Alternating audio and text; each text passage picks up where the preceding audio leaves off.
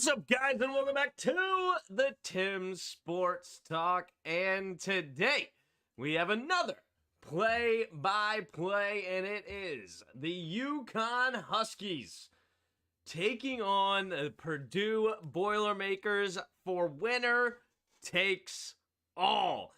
The finals are here of March Madness. UConn looking to go back-to-back. Purdue looking to be the upset here. But hey, they're a fantastic team in their own right. 34-4 this season. UConn 36-3.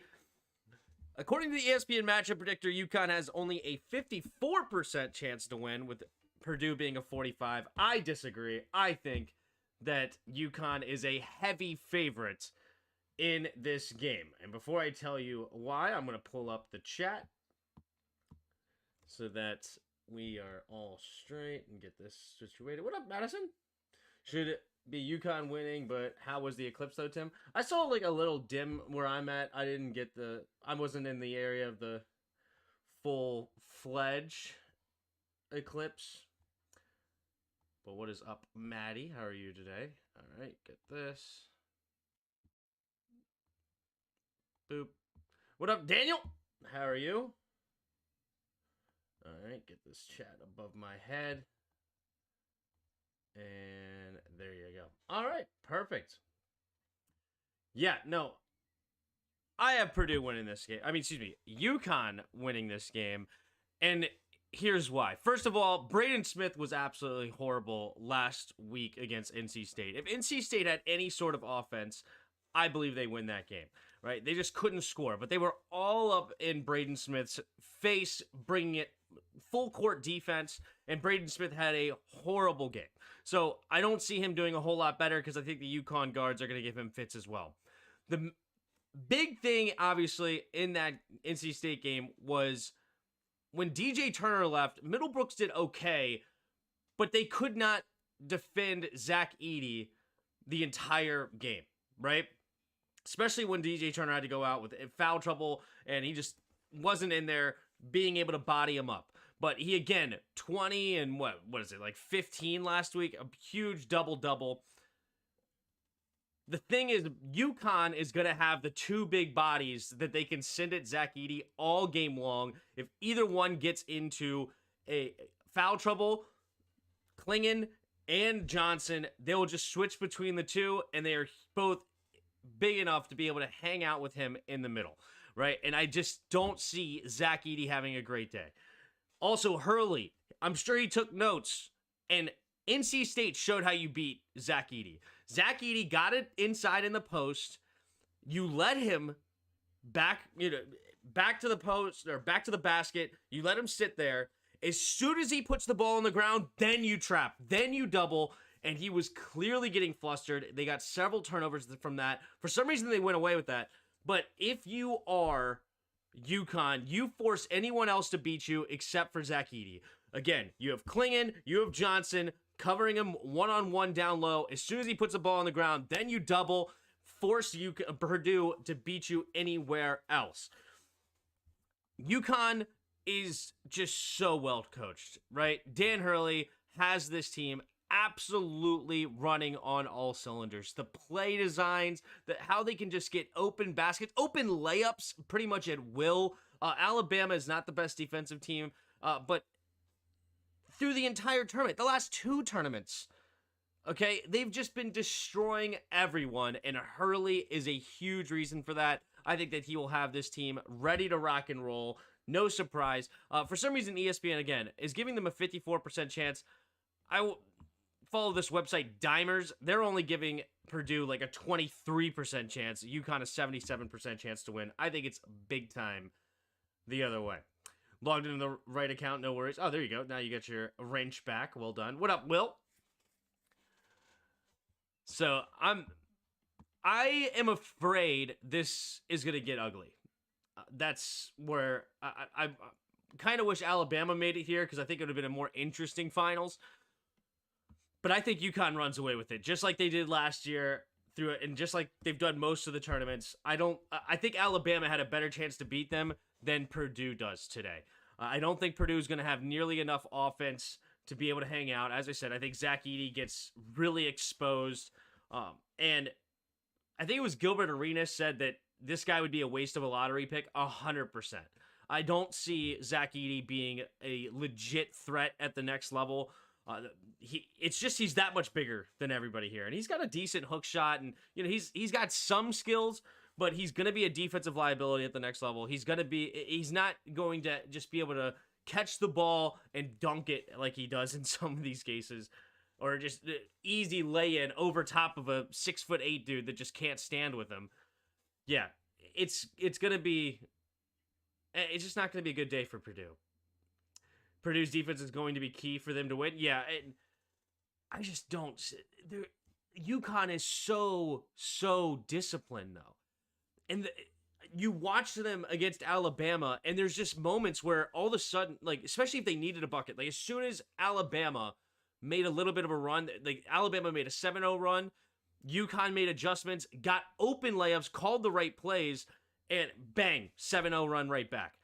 Alabama goes on another 7-0 run. Bang, they go on an 8-0 run, does UConn, right?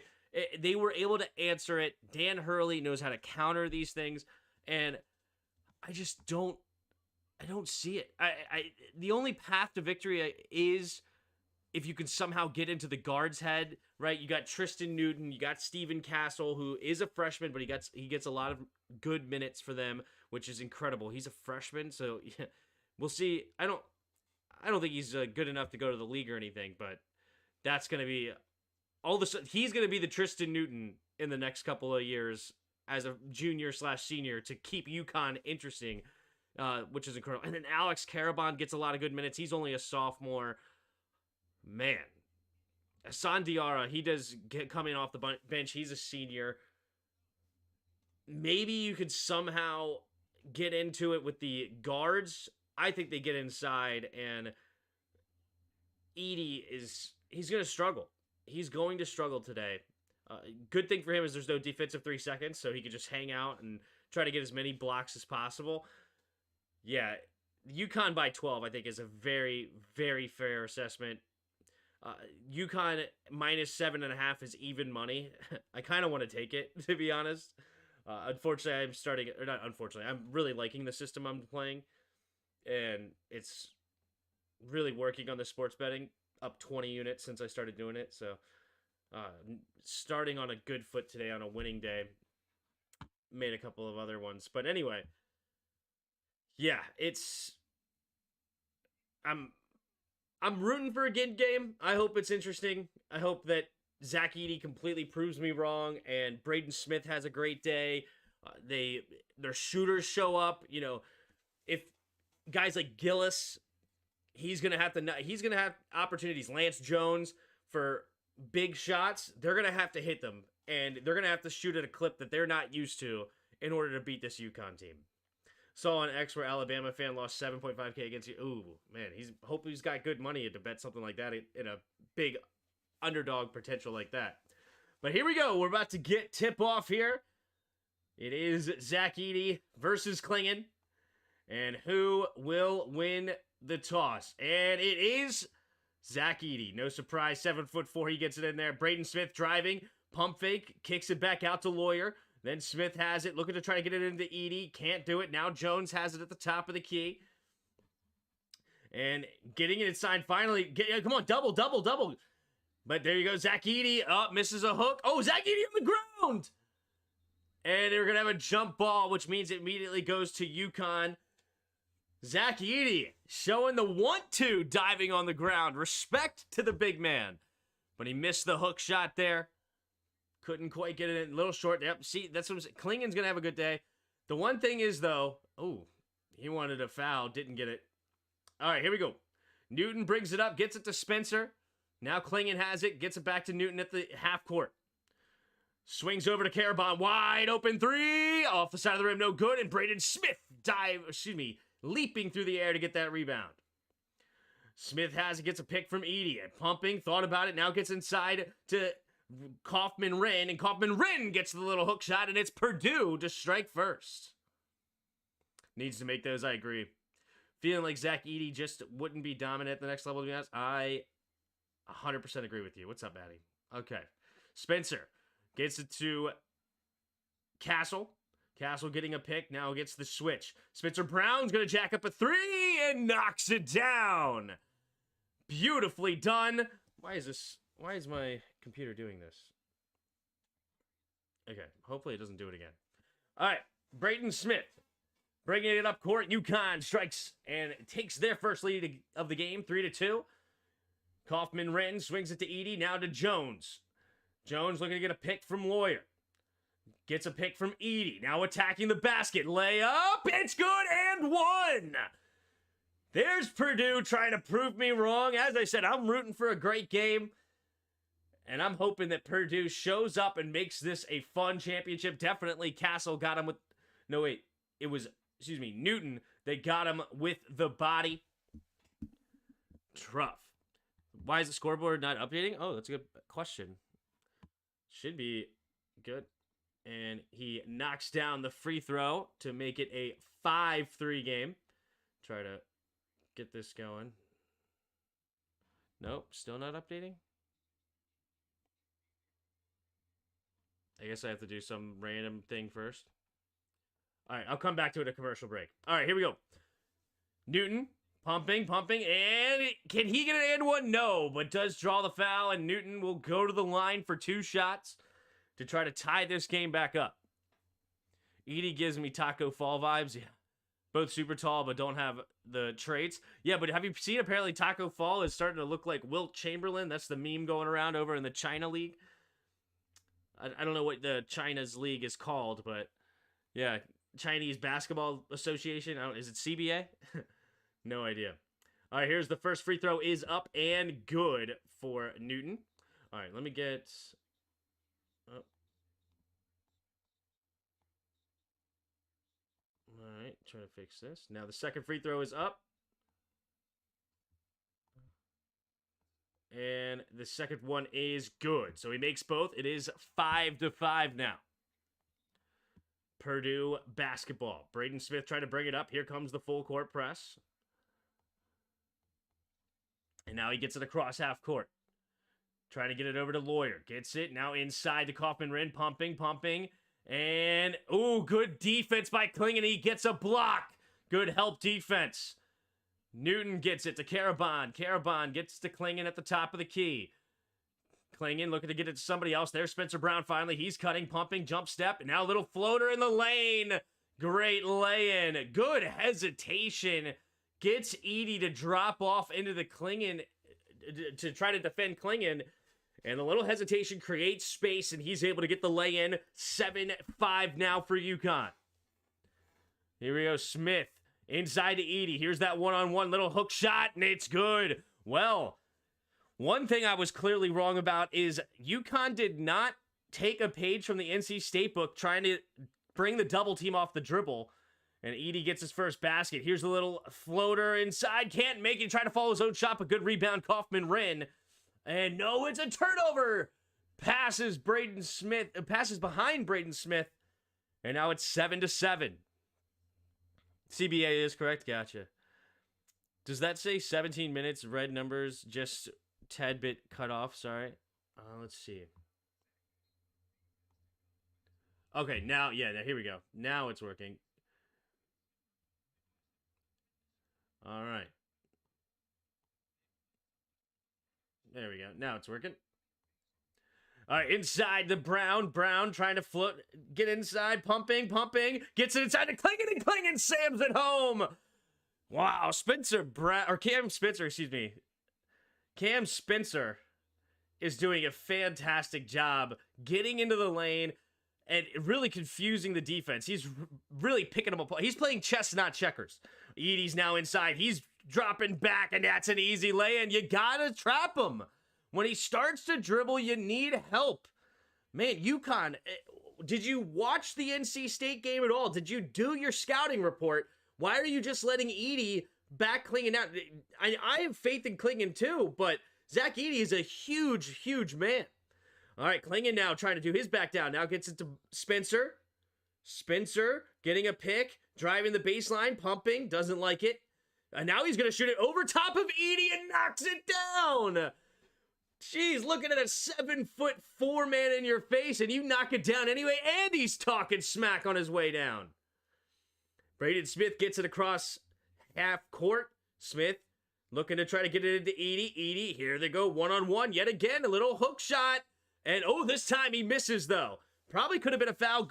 No call though. And good in transition, great pass, but Castle can't make it. Now Newton is going to have an extra pass. Oh, Castle didn't like the three. And then he travels.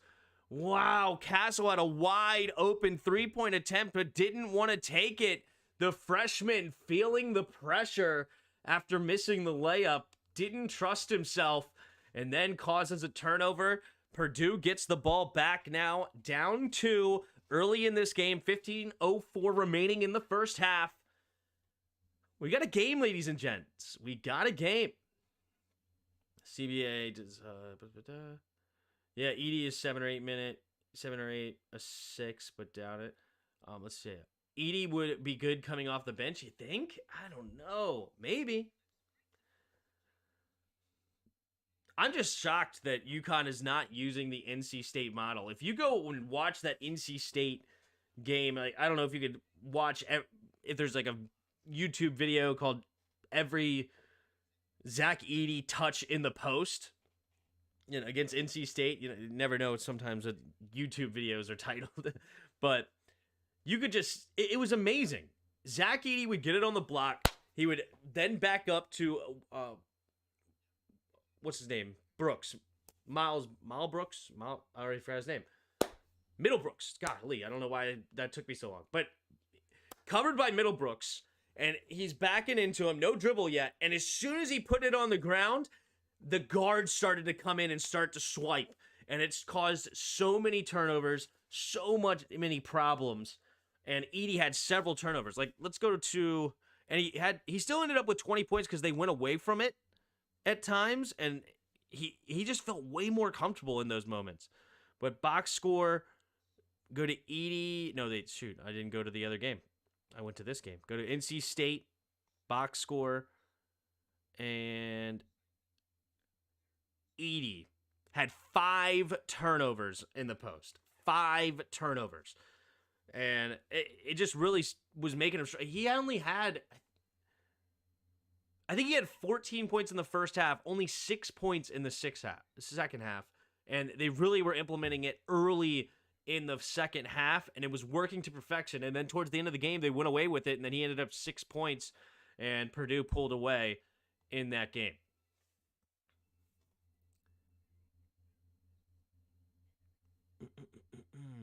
Edey's a 7 or an 8, yeah, like off the bench, second or third guy off the bench.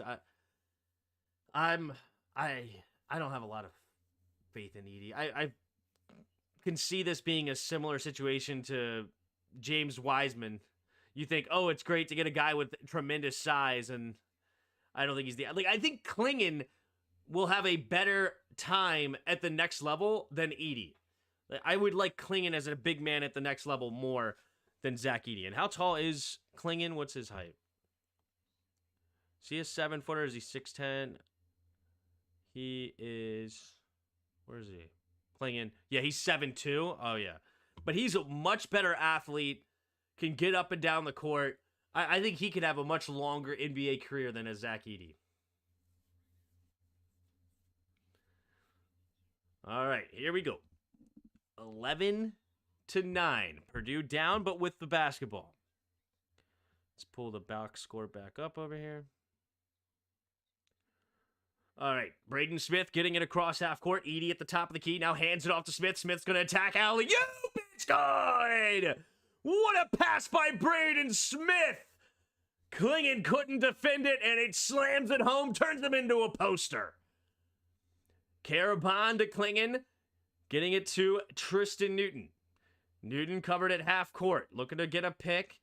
Not going to get it. Now, good defense here coming from Purdue. Getting a pick from Klingon now, attacking the basket. Have to kick it back out.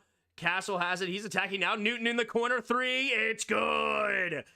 UConn knocking down a 3, extending their lead to 3. 14 minutes to go in the first half. Edey would be specific. for Wimby. Do you think he could cover Windy? I don't think so. But no, he could back him down. Yeah, Wimby would have a tough time covering him just because of the size. Great take ball, but Braden Smith couldn't finish. And now it's a very ill-advised foul. Jones trying to take it away from him in transition, and he's just going to get called for an easy foul. All right, here we go. Just looking. I think that was the first. No, it's the second foul of the game. Lawyer had one, and then Newton had one for UConn. So not a lot of fouls early in this game. None against either of the big men, which is good. Keep them in the game. All right, Newton trying to get it across half court. He does. And here we go. Diarra comes into the game for UConn. UConn getting it. And Spencer is going to get swatted away this time by Edey. But the long rebound ends up in Diarra's hands. Newton has it. He's attacking the basket. And he's blocked! Get out of my house, says Zach Edey. Wow, back-to-back blocks. The guards showing no fear to try to attack Edey, and Edey is making them pay. Love it, love it, love it. All right, Tristan Newton gets it to Brown. Brown, step back three. Off the back of the rim, no good. And Edey, it gets poked out of his hands, but he does end up with the rebound anyway, and Smith now has it. So Purdue, Camden Hyde has come in for Purdue. All right, here we go. Smith has it at the top of the key. He's attacking the basket, now leaving it for Edey. Edey getting doubled. Now they go away from the double. Little floater there with the hook shot. It's good. UConn is just putting full faith in Klingon to cover him one-on-one, and it so far is not working. All right, Diarra has it at the top of the key. Diarra's going to get a pick from Spencer. He's attacking, and he's going to fake the pass, get Edey to move, and finish. Beautiful, beautiful lay-in by Hassan Diarra. Braden Smith bringing it up for Purdue. Braden Smith getting a pick from Edey. Now he's going to have to leave it for Gillis. Gillis trying to get it to Hyde, doesn't like it. All right, now leaves it for Jones. Jones, he's going to get it inside to Edey. Edey one-on-one again. And nice up and under left-hand lay-in and one. And Zach Edey will have an opportunity to get a three-point play. Wow. Look at Zach Edey. The footwork, the technique, the left-hand lay-in. Beautifully done by Edey. And hey, he's attacking this 7'2" center big time with it. Klingon's feeling it too. Klingon is going to have to go to the bench for a breather. He's breathing heavy. Zach Edey's making him work. But as I said, the great thing about UConn is that they have another big man that they can go to in Samson Johnson. And that is exactly who enters the game. Zach Edey knocks down the free throw to complete the three-point play. And it is 16-16. Diarra bringing it up court. Now leaving it for Newton. Newton to Spencer. Spencer to Johnson. Johnson outside the three-point line. Oh, he gets it poked from behind, but it ends up in the hands of Carabana. Good backdoor pass. Great pass to Hassan Diarra. And Diarra gets the easy lay-in. It's an 18-16. Little broken play there. Fortunate to end up in Caraban's hands. And Caraban, great vision immediately. And now here comes Purdue. Braden Smith attacking. Going to swing it to the corner for Gillis. Now inside to Edey. There comes the trap. Now they're going to start double teaming him. Now here inside, there's Spencer. And it's misses for the three-point play. It's Miles Colvin who attempted it. And now it'll be a foul on the floor. Gillis with a great offensive rebound. And Samson Johnson will draw his first foul, not covering Zach Edey. That is not good. Edey would be a good replacement for an Alex Lynn on the Kings. Interesting.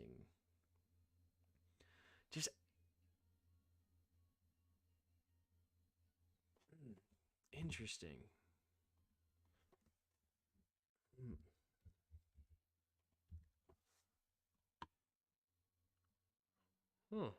Maybe.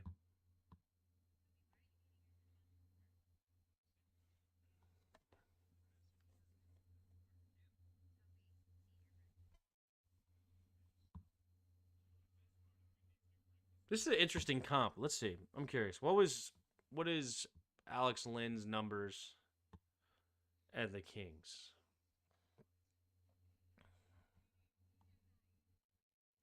So his best season was for the Hawks in 2019 with 11 points and 5.5 rebounds. The most minutes he's ever played is 23 in 2016 for the Suns. So I see what you're saying. Yeah, a guy come off the bench, give some solid minutes off the bench, maybe. But main thing is that is not a guy then you draft high in the first round.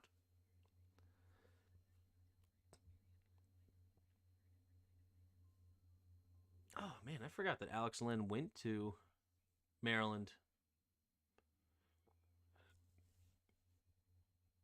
I forgot it. Alex Lynn was a Maryland grad.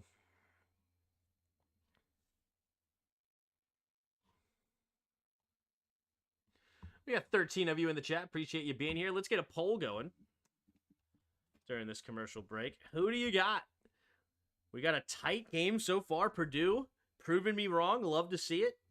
Who do you got? All right. Do you have UConn Huskies?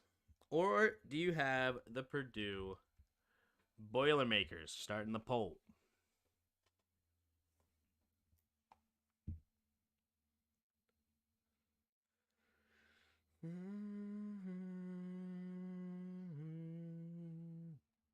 All right. Yeah, the thing about UConn, though, is even though it's close, they're just so deep, and they can usually outlast teams. But that being said, Purdue does have a bench they can lean on, right? It's not like they're completely, a 5-man team or 6-7-man team. They have a bench. How many guys have they already gone to? Let's look at the box score. So Purdue has gone to Gillis and Colvin off the bench. Fletcher Lawyer got the start today. Wait a minute. Camden Hyde has been getting minutes. I guess he hasn't recorded a stat, but Hyde is a guy they've leaned on so far. Interesting that they don't have him listed. Hyde is a freshman, 6'7", 205. They're bringing him in to help guard Newton.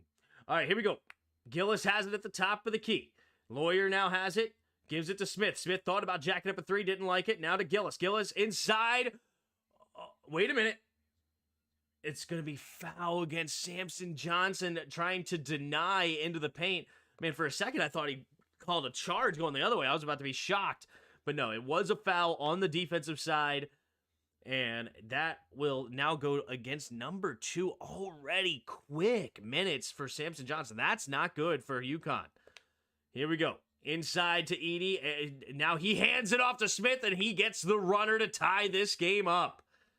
Well, Purdue not going away. All right, to Diarra. Diarra over to Newton. Newton gets it to Spencer. Spencer getting covered heavy by Smith. Now he swings it to Newton. Newton looking to attack. Little hesitation. Now floater mid-range is no good.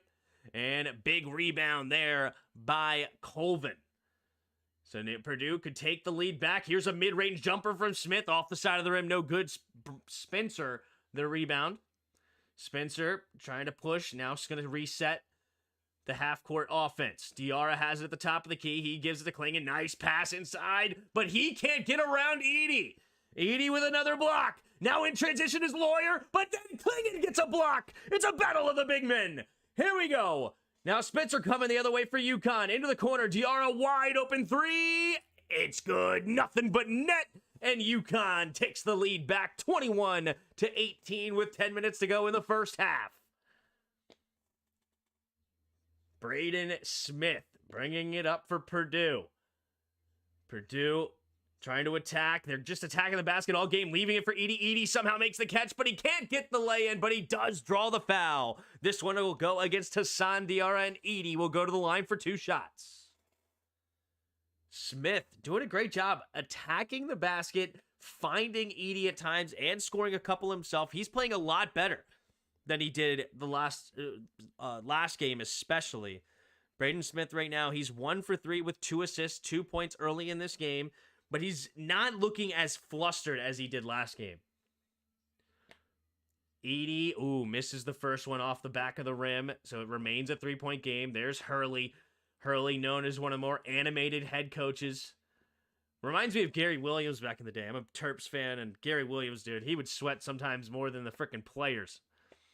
Red Wings says, I got UConn taking this. I had Houston winning it all before the injury to Jamal Sheed. UConn would have been my number 2 choice. Yep. There's Edey, and Edey does knock down the second free throw, so it's a 2-point game here. 21-19, 9:45 to go in the first half. All right, here we go. Diarra has it, crossing half court.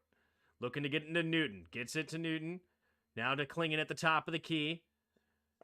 And number 3 for UConn, Jalen Stewart enters the game. Here goes Newton. Newton back to Stewart. Stewart, nice pass around the big man, but Klingon couldn't get the layup, and Edey gets the rebound. Nice pass by Stewart, but could not be finished. Smith attacking the basket again. A little floater. Tough bucket. And it's a tie game. Braden Smith, looking like he was looking for the pass, got up in the air, had to do something with it, but he found a way to get it into the bottom of the net. We already have 7 ties and 3 lead changes today. Here we go. Newton gets it over to Diarra. Diarra to Klingon at the top. Now looking to Newton. Nope, doesn't hand it off to him. Now Castle has it. Castle's going to jack up a 3. His feet did not look good, and he hits off the front of the rim. His feet were not anywhere near set. All right, Smith has it now for Purdue on the other end. Smith attacking, leaves it for Kaufman-Wren, and they're going to say a foul on the ground against Diarra. Kaufman gets him in the air with a pump fake. Tried to spin, but ends up just getting crushed by Diarra, who wanted a block. Jeez. Ooh, good thing Diarra didn't get hurt. He almost face planted, looking like a scorpion. And does a good job. His face did kind of hit the floor, but it looked like he was able to suppress it a little bit.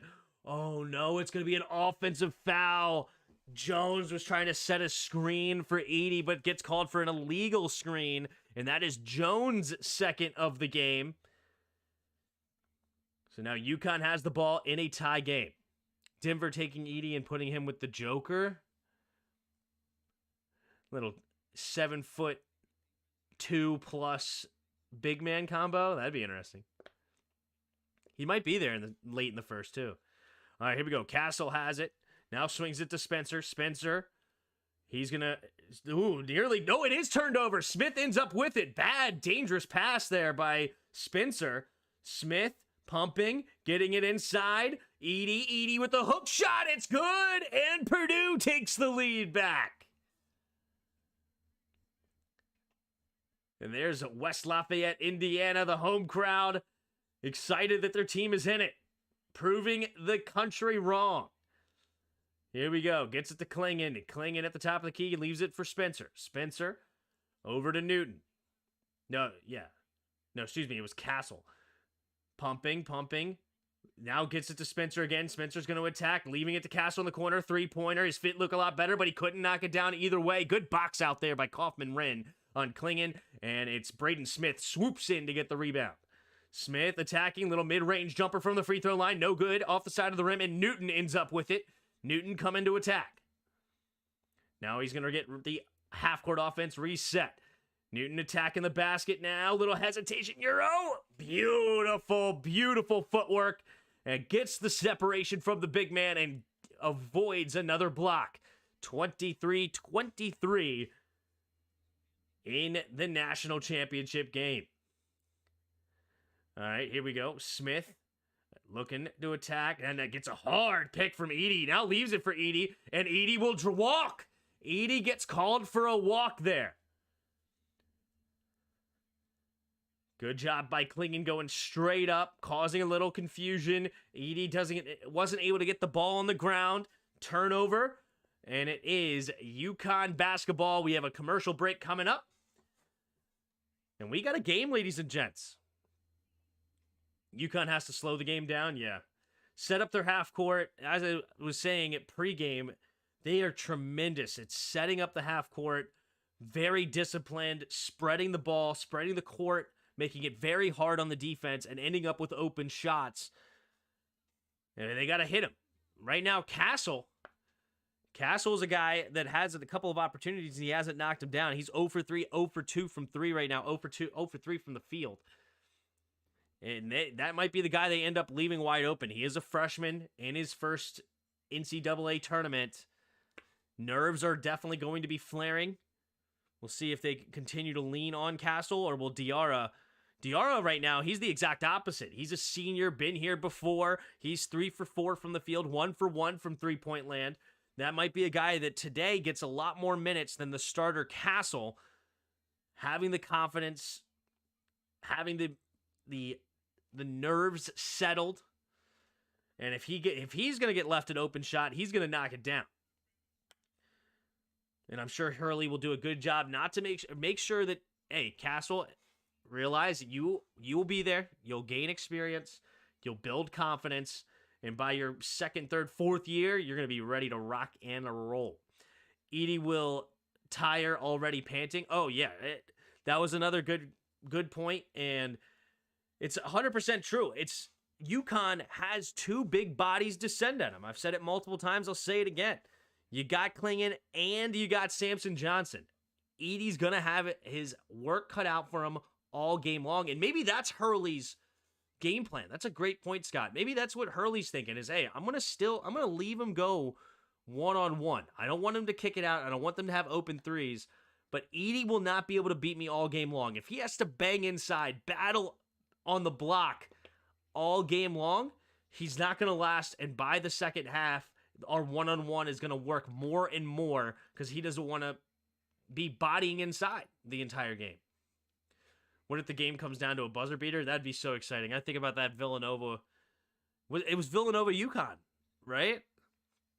What was his name? I've already forgot his name. He was from Upper Marlboro for Villanova, hitting that fantastic buzzer beater to win the national championship. Could you imagine?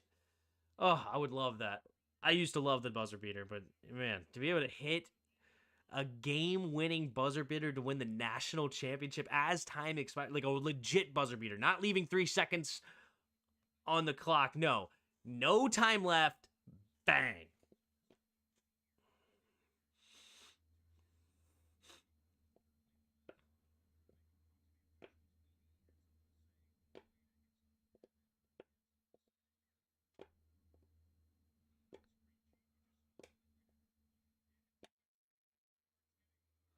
All right, here we go. Castle, bringing it up court for UConn. UConn into the corner. And Clingan has it, and he draws the foul. And immediately, UConn, as soon as Zach Edey goes to the bench, where do they go? Inside, where that is the difference here. Purdue does not have that big man in Samson Johnson that they can go back to and lean on, right? If we go to the Boilermakers roster, I mean, they would have to go to, is Caleb first in the game? He is a 6'10" number one, but I didn't see him enter the game. Who is it that they're bringing in? No, it is number one. Okay, Caleb first. Let's see what he's got in him. He is the one that has a big body, but man, he looks small next to Clingan, who's 7'2". That's 4-inch difference here. All right, here we go. Lawyer's going to attack the basket. Floater in the lane. No good. And it's a foul. Oh, they're going to click. I'm not sure. Was it Kaufman Wren? He was the one with the potential putback. But they're going to call a foul on against Purdue. Let's see. Yep, it was on Kaufman Wren. Edey immediately comes back into the game. Got a small rest. He's only rested 33 seconds in the past 2 games. Yeah. Here we go. Attacking is Castle. Castle leaving it for Clingan. Clingan, nice spin move inside, but good defense by Kaufman Wren. Good help. And he gets a block on Clingan. Clingan trying to go for the reverse layup, but great help defense. Oh, big battle inside right now with Kaufman Wren and Karabon. Oh, man, they're really banging inside. Lawyer's going to floater it again. This time, cannot get the roll, but Edie's there for the putback. Hurley can't believe it. He thinks it's clearly a interference, a goaltending charge, but not the case. They don't call it, and it's 26-25. UConn with the basketball and the lead. Klingon getting it to, nope, he's going to faking the handoff to two players. Now to Karabon. Now Spencer has it. Spencer's going to attack, and he's, what's going to happen? No, it's going to be a foul on the ground. He wanted that and one. He somehow got the floater. And that was good. That's going to be their sixth foul. So that should be one-on-ones.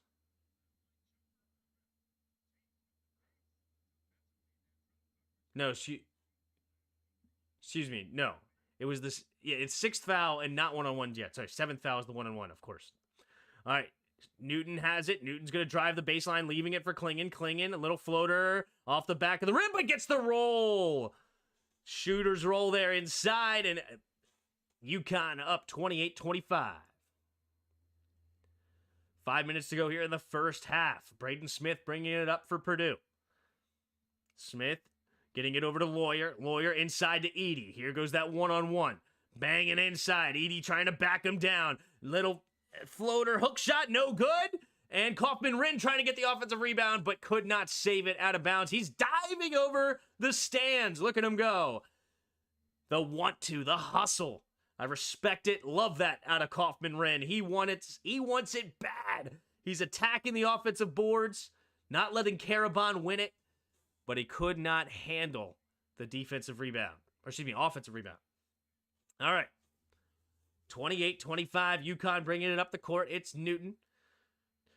Newton gets it to Karabon at the top of the key. Now to Castle. Castle, nice back cut by Newton. And reverse layup is good. That's just, they're just so disciplined as UConn. All right, Smith coming. UConn on a 9-2 run, up by 5. Braden Smith at the top of the key gets a pick from Edie. Pumping, now inside to Kaufman-Rin. Kaufman-Rin pumping. Trying to find a pass, but now it's floater. Good defense by Karabon, but it's going to go out of bounds on UConn, and Purdue gets the ball back.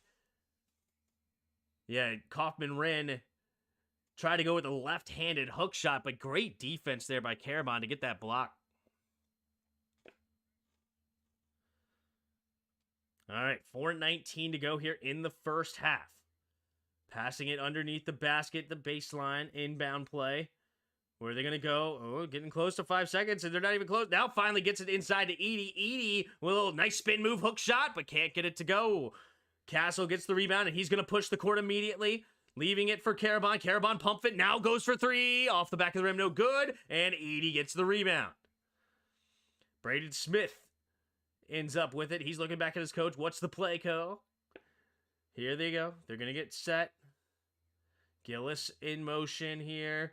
Now gets it to Lawyer. Lawyer attacking the basket. And good defense by Spencer. And that's off his leg. And it's a turnover from Purdue. And it looks like we have a TV timeout here with under 4 minutes to play in the first half.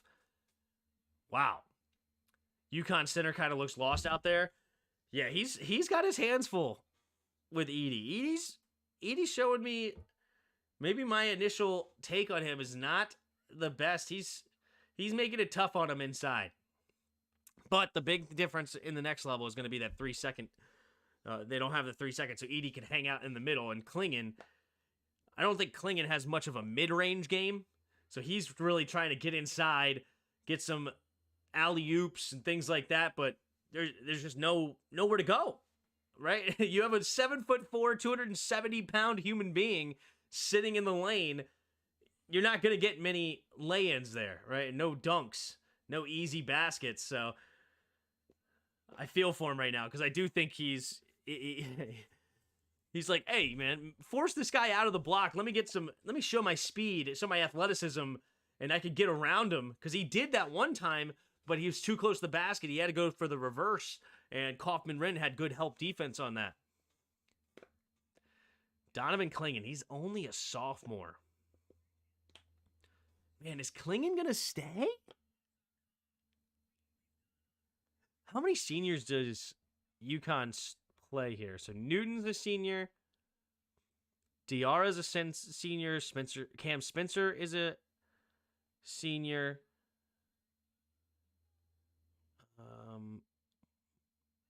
And that's it. They have 4 seniors. Andrew Hurley is another one, but he doesn't get any minutes. I'm assuming that's Dan Hurley's son. I guess that's one of the reasons why he's there. But no. Interesting. So they only have 3 seniors and they're this dominant?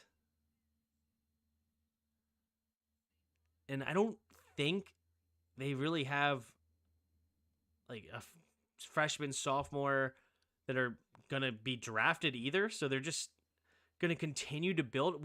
Will we see? Has there ever been a three-peat in the March Madness? Three-peat in NCAA tournament.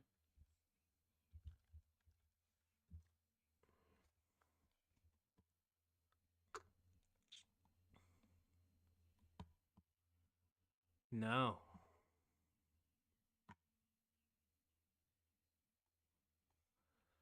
Wow. How do you feel about the Skins basically confirming getting Jaden Daniels? Oh, I wouldn't believe anything you hear from right now. I wouldn't believe anything on that. Now, how do I feel about Jaden Daniels? I don't hate Jaden Daniels. I think he has a lot of potential. I comp him to a guy that could be similar to a Justin Fields, who I thought could be similar to a Lamar Jackson, which as a running quarterback, he's clearly has. He just hasn't worked on his accuracy and throwing ability at the next level right now for Fields. But Jaden Daniels has a lot of potential. I'm a guy that really likes Michael Penix, and I love Caleb Williams, but it is what it is. All right, here we go. Getting a pick from Spencer. And Castle has it to Klingon. Klingon gets it. Nope. Fakes it. Now Klingon getting it over to Castle. Castle attacking the basket. Little floater in the lane. Gets the shooter's roll. Tough bucket. Huskies right now on 11-2 run, extending their lead to 7. Can Purdue stop the bleeding here? Smith attacking the basket now. Getting a pick from Edey. Ooh, little floater wide open. Beautiful fadeaway jumper from the free throw line corner. The elbow of the free throw line. Beautifully done. Drake May over Williams. I am not a May guy at all. All right, Newton has it at the top of the key. Getting a pick from Caraban. Now gives it to Castle. Castle gonna attack this left side baseline. Ooh, is he gonna get a charge? Wow, Jones sold it. Might have been okay. Dan Hurley saying that's a flipping flop. Yeah, I think that is clearly a sell job. Ooh, wait, never mind. Hold up, never mind. Castle got him with a little punch in the face by accident. Okay, never mind, good call. Missed that part.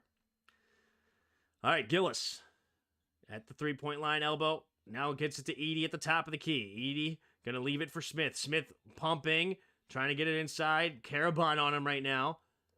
Smith gonna get it reset. 5 seconds on the clock. Getting a pick from Edey. He's gonna jack up a 3 with Loshheim, and the shot clock and knocks it down. What a huge shot by Braden Smith.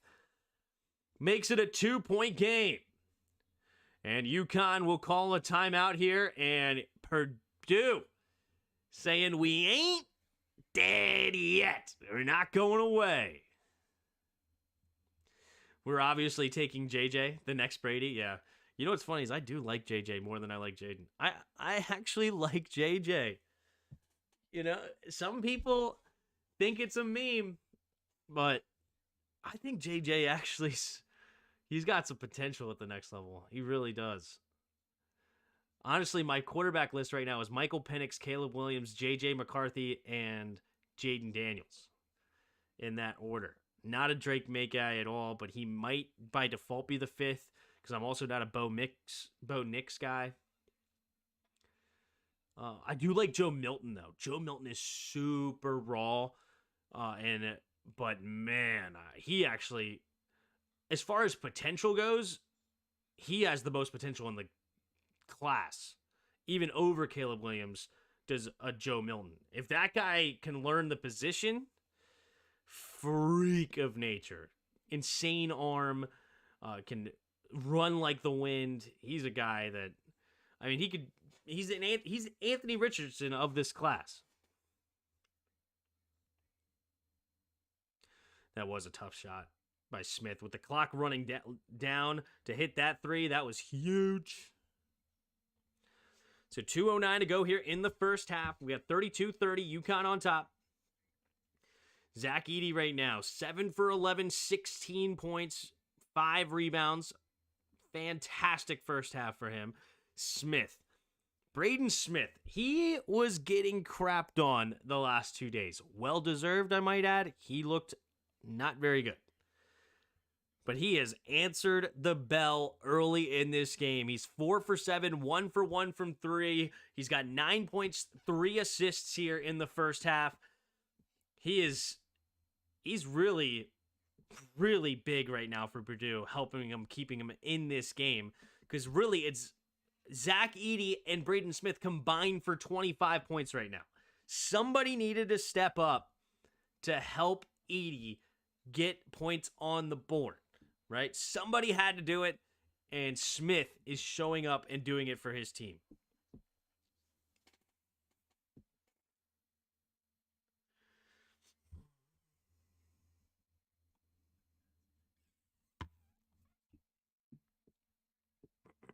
Excuse me.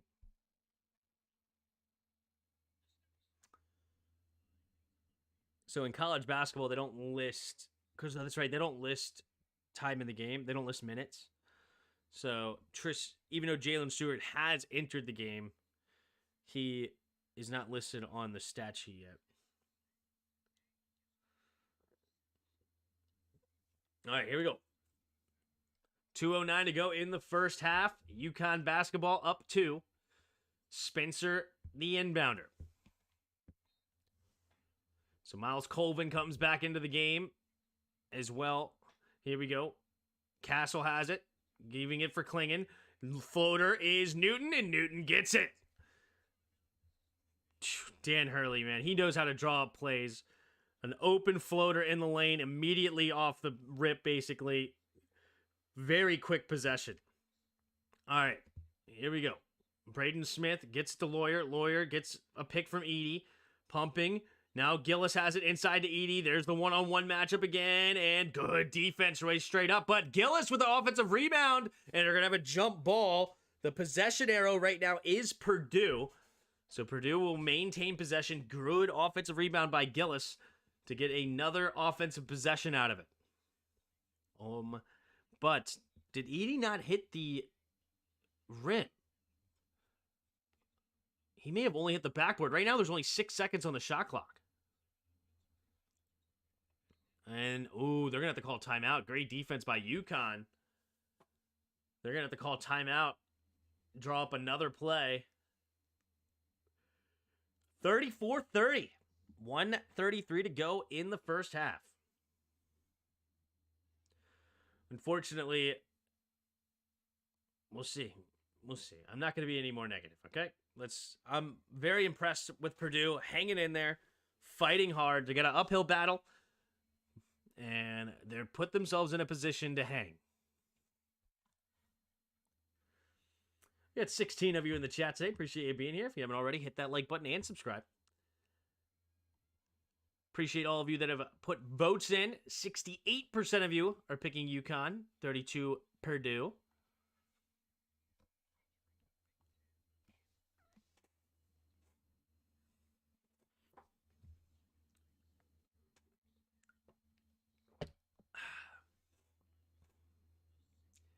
Gene Keady. Most wins in Purdue school history. 512. All right, here we go. It throws it way over to the three-point line. He's going to have to jack up a three. Pumping. Great defense by Karabon. A block on the three-point play. Trying to pump him to get in the air. Great length and defense there by Karabon. UConn has it now up 4. Gives it to Karabon. Now over to Spencer. Back to Newton. Newton going to get a pick from Klingon. Not really using it, though, and it's going to be a turnover off the foot, but now it's another jump ball. This time it will be UConn's ball.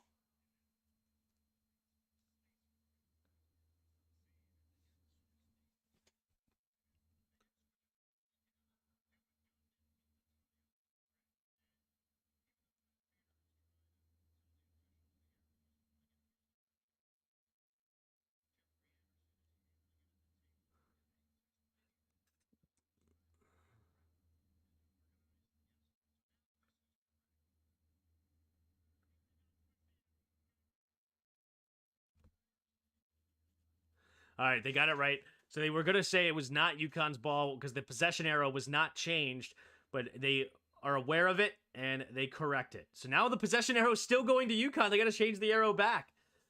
All right, now they're going to get it inside Kling, and he's going to jack up a three. The big man does not get it, but Spencer gets the rebound. Does he want another one? Nope, now Castle has it. Castle going to get a pick from Klingon. Castle now going to get reset. 10 seconds on the shot clock. Newton, he's attacking in and out dribble, and he gets it over the big man, but can't knock it through, but the putback is good by Castle. 6-point lead. They did change the possession arrow back to Purdue. Smith, going to get a pick from Gillis, doesn't like it. Smith now going back the other way and leaving it. Oh, Castle somehow gets the steal and stays in bounds. Well played.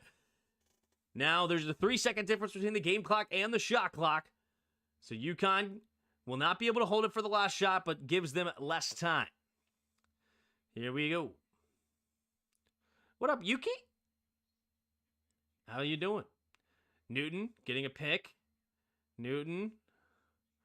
4 seconds on the shot clock. Spencer's going to have to jack it up. Spencer with a little floater in the lane. In and out, no good. And Lawyer gets the rebound. And throwing it way down court. Oof. No good. And that will be the end of the first half. 36-30. UConn on top. Purdue is battling. Zach Edey doing a great job with 16 points and 5 rebounds. Leading scorer right now for UConn is Newton with 11. Couple of 7 points. No bench points right now for Purdue. 0. Meanwhile, Diarra has 7 off the bench for UConn. What up, expert? Eddie has Taco Fall effect. Yeah, Edie, has that Taco Fall, yeah. Tim, will you be mad if you guys take JJ or May instead of Daniels? Honestly, I was telling him earlier, I actually like JJ. Will I be mad about May? I'm not going to be mad because I would just, he's my least favorite. I'm not a fan and I would be concerned. Doing good. Y'all fully recovered after the loss. Kind of wanted to get over it, not going to lie. Yeah. Absolutely. Gotta move forward. Now we're in a new year.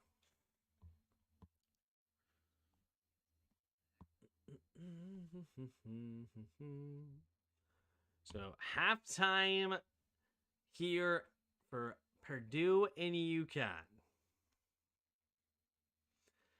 So it was a back and forth affair to start this game. A lot of lead changes, a lot of ties. UConn did extend the lead. Then Purdue tried to bring it within 2. Now it's a 6-point game at half.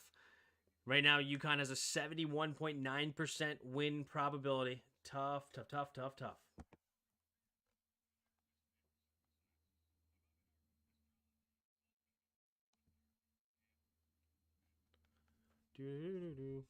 So would you trade Terry in a heartbeat? Heartbeat? No. Would I trade him? Sure. I wouldn't want to give him away. Like some of these receivers offers that I'm seeing is not something that I would be very interested in. Oh. Okay, it's good.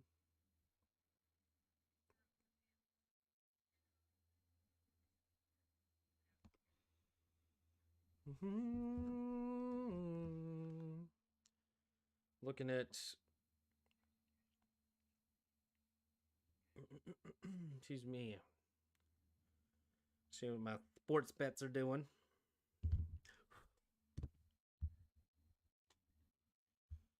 Golden Knights take an early lead. Nice. Giants have an early lead on the Nationals. Good. Diamondbacks leading the Rockies. Ugh, Braves blew their lead. They're now down 8-5. They need a lot of help. But the Pirates did win, so that's good. Pirates win.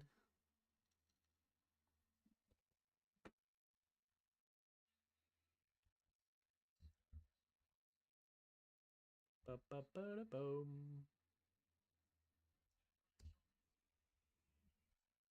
Okay.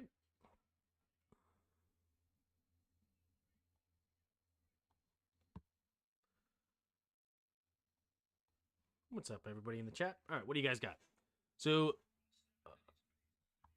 what the heck? Crazy Diggs only got a second. Yeah, and a second in 2025. He didn't even get a second this year. So that is wild. Browns got Judy and Amari Cooper for a steal. Judy, obviously, I think that I liked the trade for Amari Cooper. The Judy thing, I'm not really all about. Not a, what we doing at halftime during half? I don't know. You guys got any ideas? I mean, we could play some of our games. I don't care. Yuki, what's your controversial take for this year's draft? Him. Also, did you do a mock draft yet? No, I could do one though. I could have fun with one. We could do Weddle and Global. Haven't been doing much Twitter posts since the offseason. No, I feel that. Yeah, sure, we could play a little Weddle. Why not? As far as my controversial take, I like JJ. I'm not a fan of Drake May really at all. And Michael Penix is my number one quarterback in this draft. Those are my hot takes here. What up, Robert? How you doing? We're gonna go with a Robert. Is there a Robert? Yeah, there's a couple of Roberts. We're gonna go Robert Woods. Oh, we got a receiver that's 6 foot. A 6 foot receiver above the number 4, under the age 29 in the NFC. Interesting.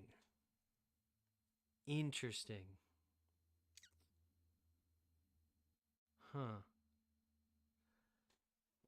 Under the age of 29, a 6 foot wide receiver in the NFC. That's above number 4. Going through a bunch of different guys in my head. I'm sure there's plenty, but just trying to confirm in my head. Who do I know is 6 foot? Do I know if anybody's 6 foot? I'm not sure.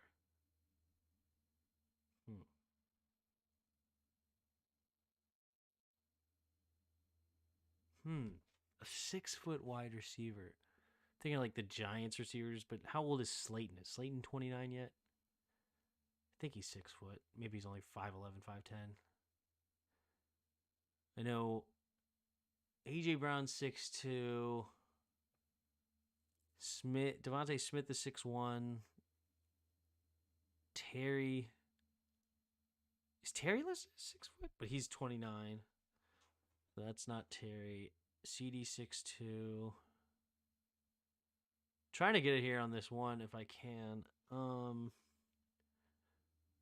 They gave me a lot of information on this one. I feel like we can try to whittle this down to something.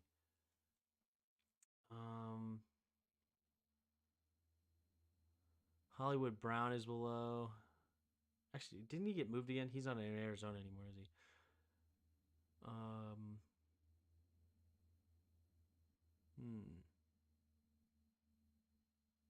How old?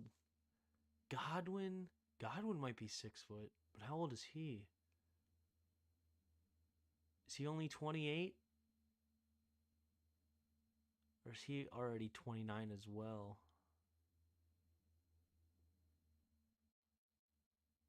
Huh. That is tough. How tall is Ayuk?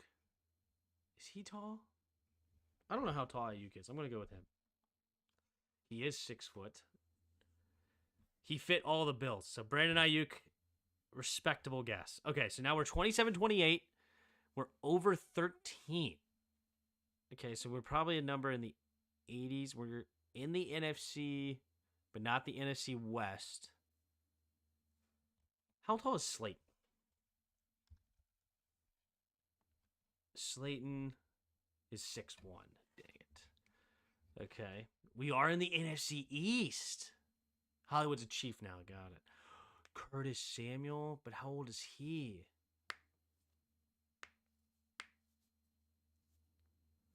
We're 28 years old. Is Curtis 28?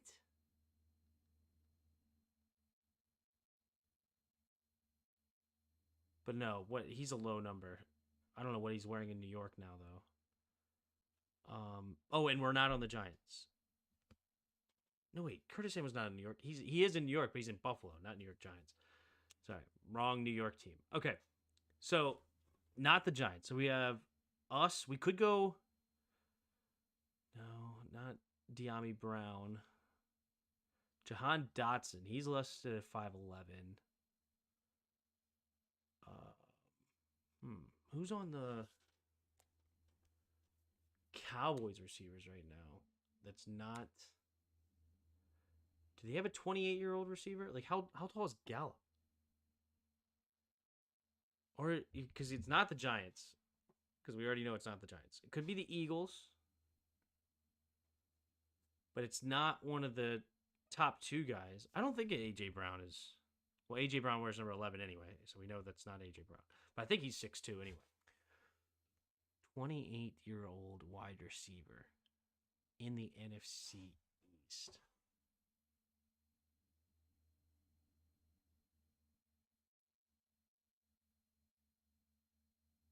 Devontae Smith is listed at 6'1".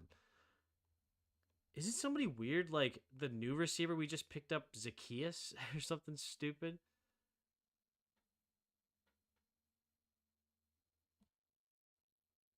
I'm just gonna.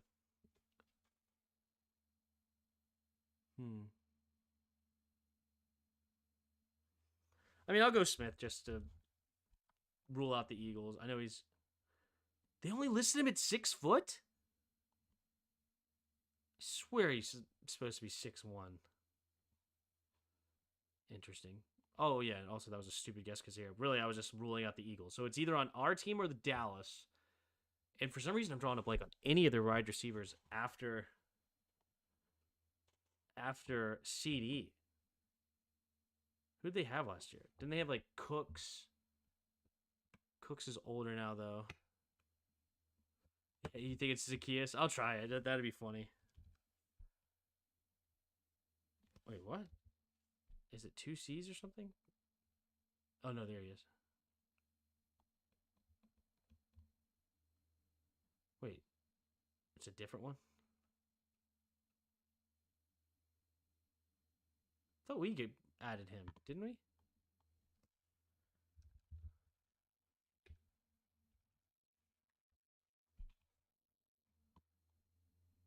Yeah, we did. He just hasn't changed teams yet. He's only 5'8" though. So they haven't done that yet. All right. I don't think this is him because he wears number 2. I know it's not him, but just it is on Washington. How tall is Terry listed? Terry's 6 foot.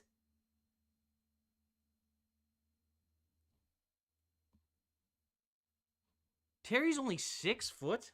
I forgot about that. Why did I think he was taller? Probably because of all of his contested catches. Wow, I thought he was taller. I was convinced he was taller. But no, I guess not. He's 6 foot. Yep, 6 foot 210. Interesting. Very interesting. Well, if you don't know, now you know.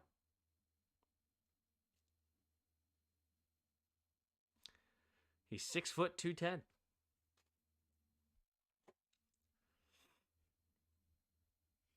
I don't. I forgot he was 6 foot. I thought he was at least 6'1". And I knew Jahan was 5'11". I should have known he was 6 foot. For some reason, I'm thinking De'Ami Brown. I knew he was 6 foot too. But yeah, why did I think? I guess it's just He plays bigger than he actually is, which is cool. But Terry, yep, you were right, expert. You were right. And then we'll play global. What country are you starting with? And then what country are you starting with global? Tim, what are the chances we package a couple of picks, get back into the first round, and grab another an above average offensive tackle? So, who would be the above average offensive tackle? That's kind of the question you'd have to ask yourself. I think if they want to go get Jordan Morgan, I think that could be a guy that I would be okay with going up to go get. And I do think they want to trade back in. I mean, they've added a ton of capital to try to get up there, but I don't know. We're drafting him in HA now. No, Nepal. All right, we're going back to Nepal. The memes. All right, how far away are we? We are 3,000 miles away. Okay, 3,000 miles is not too far, honestly. Which direction do we want to go? Let's go down here to Vietnam. Wrong direction. All right, we're going to go the exact opposite way. Let's go Turkey. Turkey's warmer, 940 miles. Maybe south, like Oman. Nope, that's farther away. So we're probably up in Europe then. Is like Estonia 3,000 miles away from them? It's right next to the answer. Oh, shoot. Who else is in this area? Like Poland? No. Ukraine? Does Ukraine hit them? No. Shoot. Who's right here? Mother trucker. Is it something like...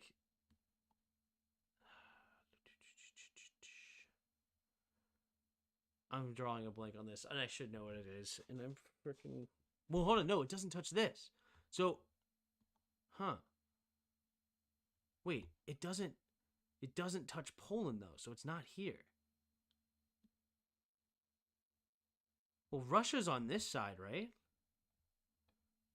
So is there like a small country right here?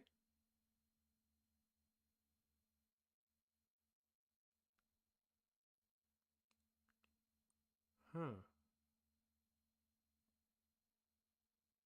It's not France. It's not Scotland. It's not Australia.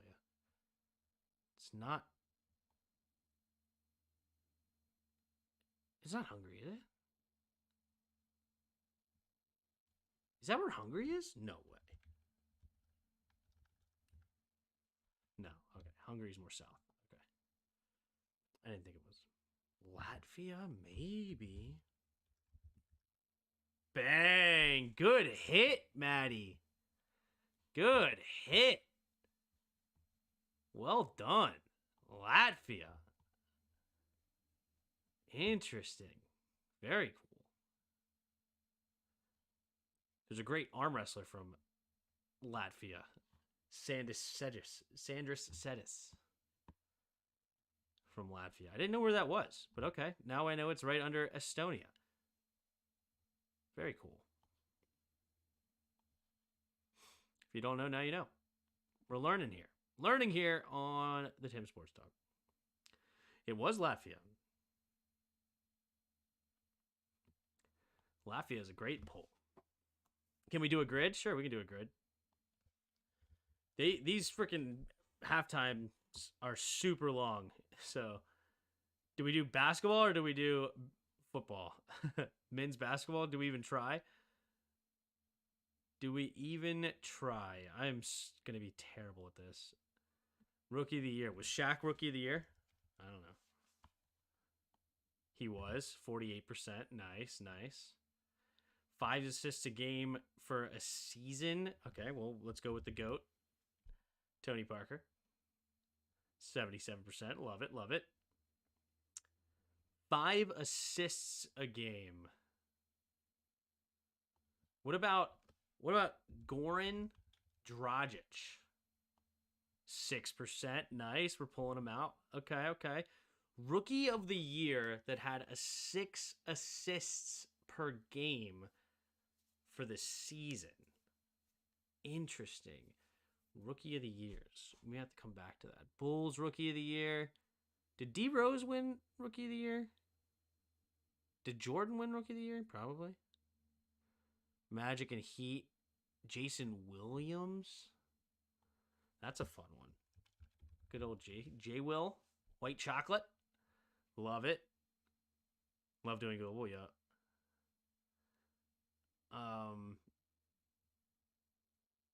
Oh yeah, D Wade played for these two.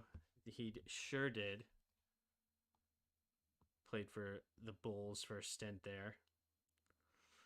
Chicago and the Spurs. Oh, DeRozan. Is it DeMar, not DeMar? DeMar DeRozan? Yep.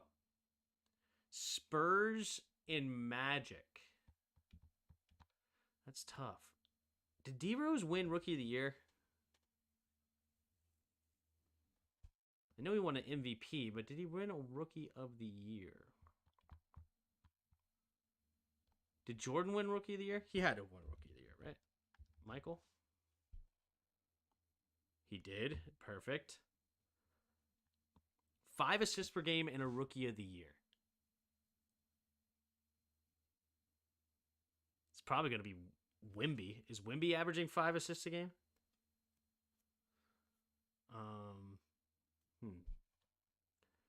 Spurs and Magic. Howard started going on a bunch of different teams. He never ended up on the Spurs, right?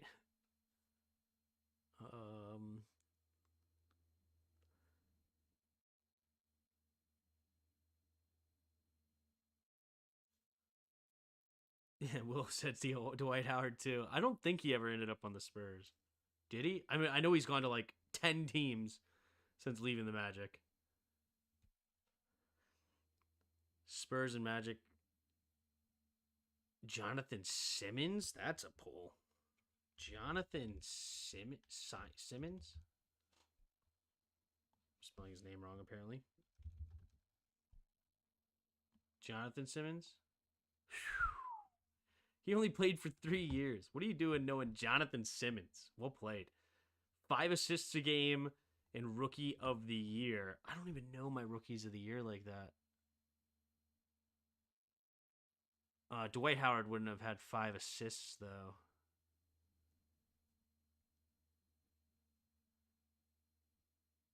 Mark Johnson?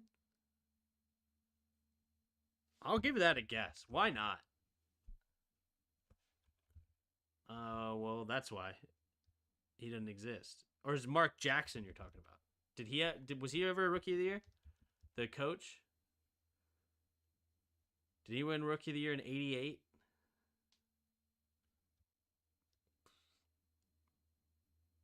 Did Magic Johnson? Was he Rookie of the Year? Him and Larry Bird came out the same year, right? Who won Rookie of the Year? It's probably Larry. You know what? What about Larry? I think Larry Bird. Bang! Got it. We did get Larry Bird. John Stockton, but he didn't win Rookie of the Year. Yeah. There we go. Larry.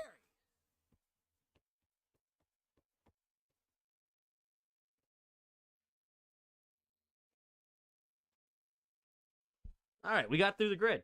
I'll take it. Little basketball grid for the championship. All right. We're about to get started back into the second half. And Purdue will start with the basketball.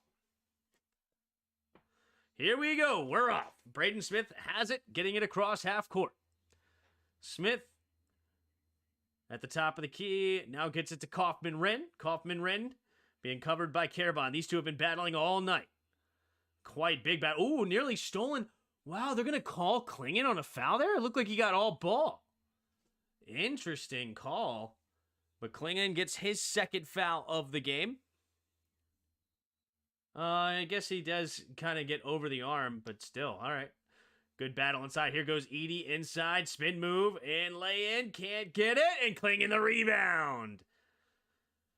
Newton swings it up to Spencer. Spencer gonna bring it inside. Little floater in the lane over Edie, but clinging the rebound. Now Newton he's gonna jack up a long three. It's good. Caitlin Clark range. And UConn extends their lead to the largest of the night, 39-30. Swing it to Kaufman-Rin. Kaufman gets it over to Lawyer. Lawyer. Oh, pokes away from Spencer, who's going to end up with it. Jones has it on the floor. Then Smith now has it, and Smith draws the foul. And then he floats in a three-pointer, trying to get an and one. Didn't happen.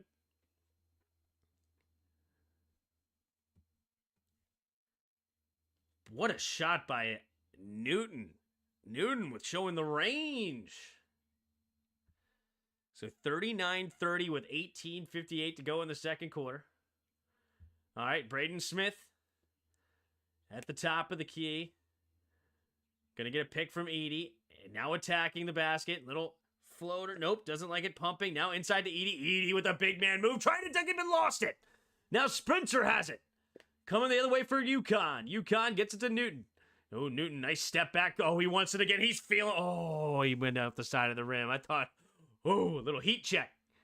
Oh, Braden Smith nearly lost it, but gets it back. Smith gets it to Kaufman-Rin on the sideline, on the baseline, and beautiful move, getting Klingon in the air, and little bounce, easy lay-in, and Purdue gets their first bucket of the half.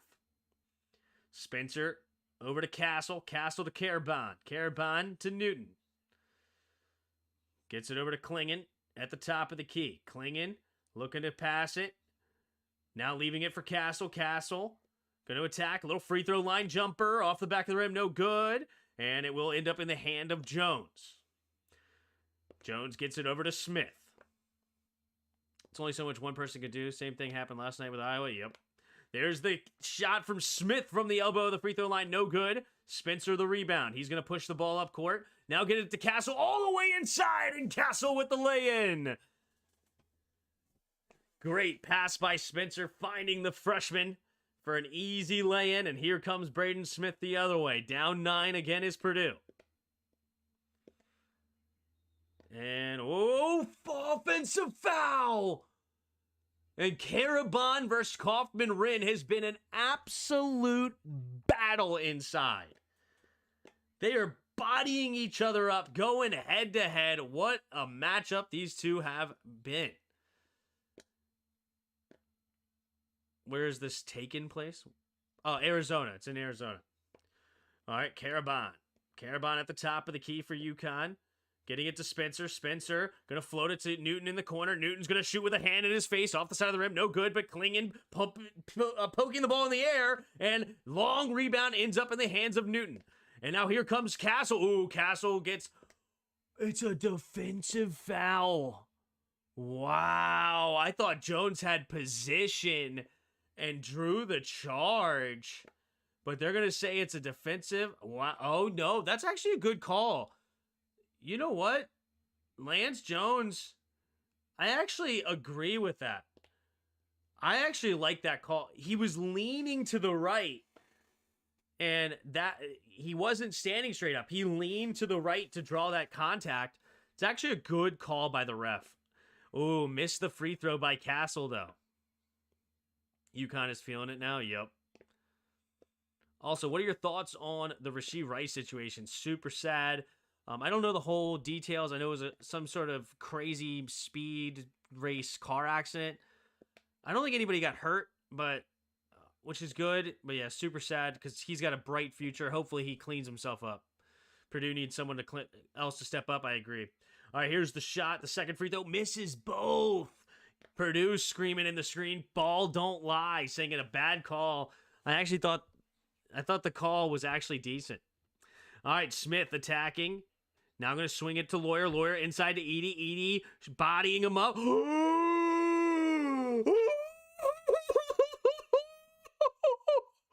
Camden Hyde! Holy smokes! The put-back dunk one-hand jam! Purdue's going to be feeling it after that. Spencer pumping a little floater in the lane. And Caravine, though, with a rebound and a floater. Missed by Castle, but Castle with a second effort. It's good. 43-34. Wow, we got a battle here in Arizona. Smith leaving it for Gillis. Gillis inside to Edey, and they're going to say Clingan got his arm tied up. Clingan saying, yo, he's hooking me.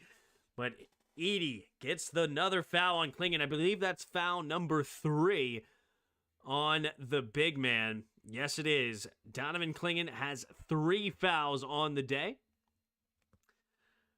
Whew. What was that gasp? Yeah, that was a sick dunk, baby. He was driving and hit 4 cars, then ran. He's perfect for Baltimore.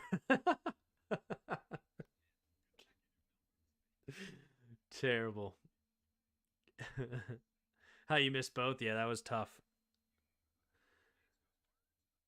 As I said, I've been getting into a lot of sports betting. Not betting crazy amount of money, but I did bet Houston to beat Dallas the other night, and they were up by 3 with like 30 seconds to go. And they missed 3 free throws down the stretch to allow overtime. The tragedy.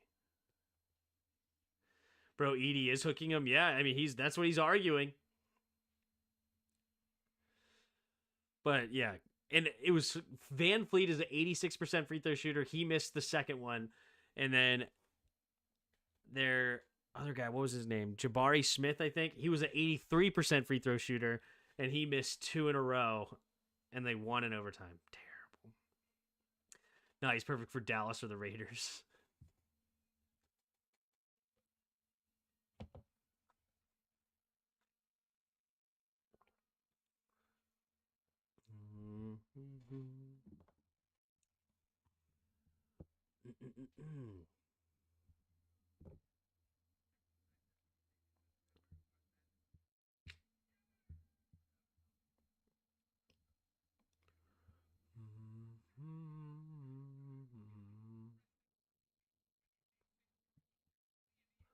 Wow, Nationals took the lead 3-1. Interesting.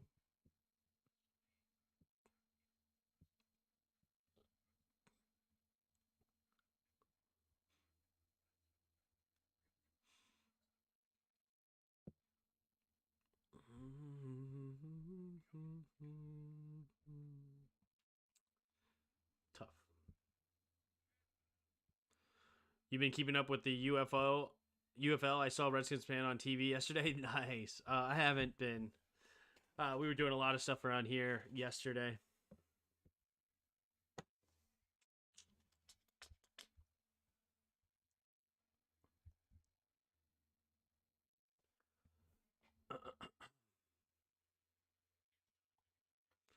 Yep, the baby's about a month away. Pretty wild. Pretty wild. Jerry Jones sells the Cowboys to John Gruden after he wins the lawsuits.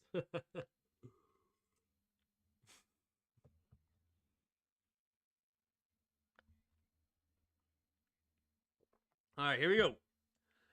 15:54 rather, to go in the second half. It's a 9-point game. Zach Edey has it on the block. Samson Johnson comes in the game. Edey with the double team. Now inside to Edey again. The double team coming. Now, then it's a turnover. It's a backcourt violation. Hyde couldn't handle it. Or Heed. How do you say that? His last name. Hiede. How is that pronounced?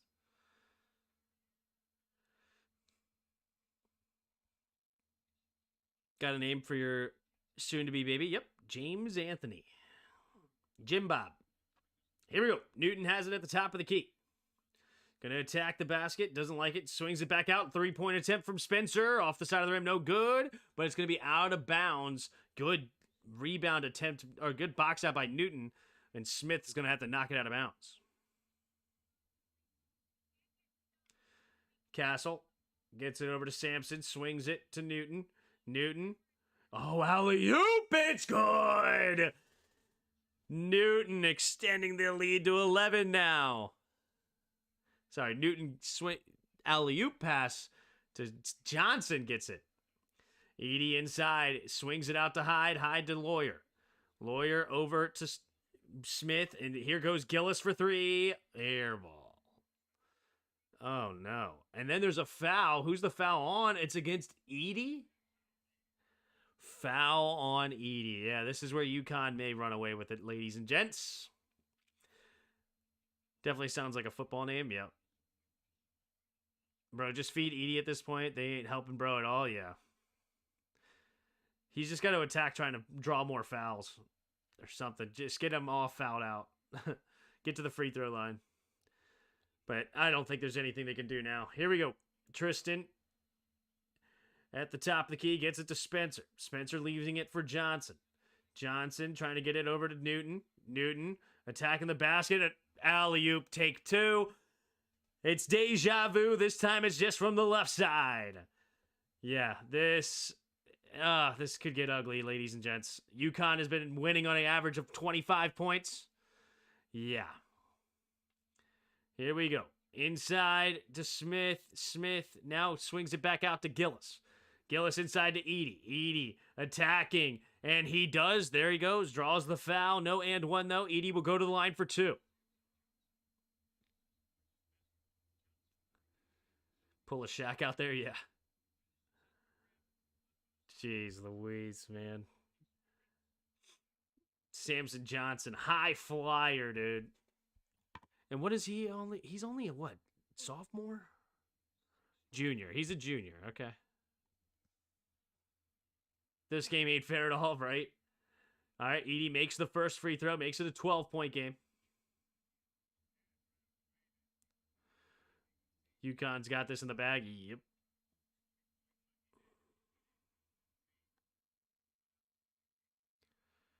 UConn won last year. Yep. UConn might go for a three-peat. There's the side of the rim. No good. But, oh, they're going to say lane violation. Interesting.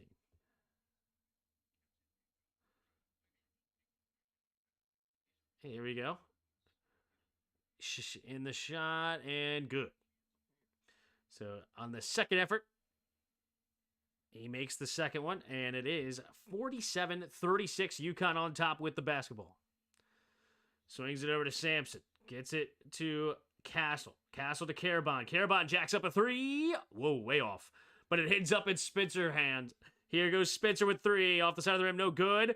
But Johnson ends up with the rebound. And it'll be a foul on Edey again.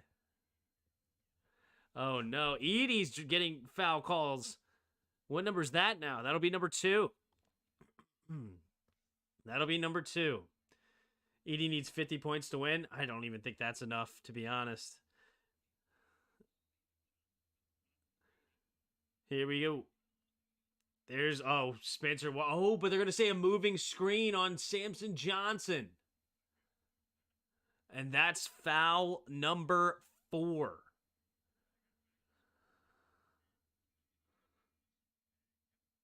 Interesting. Yep. So Donovan Clingan with 3 fouls has to come back in the game. Well, the big men are getting in foul trouble. That helps Purdue. Can they get it inside and get Clingan to draw his 4th? And, nice. Missed putback dunk. Clingan went up through. Okay. So they're going to say it was a made basket. So Edey will get the 2 points. So Clingan went inside the basket. He sure did. Yep. He sure did. Got his hand up in the basket, all over the net. No good.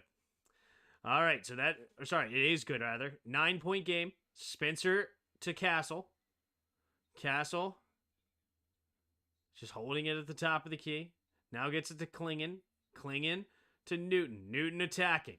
Newton swings it to Carabon. Carabon leaves it to Spencer. Spencer attacking. And tough lay-in. Wow. What a beautiful, beautiful layup against Zach Edey. Wow. 49-38. Smith attacking. Smith now going to get it inside to Edey. Oh, poked away, but they're going to say it was a foul on Smith. Spencer, rather.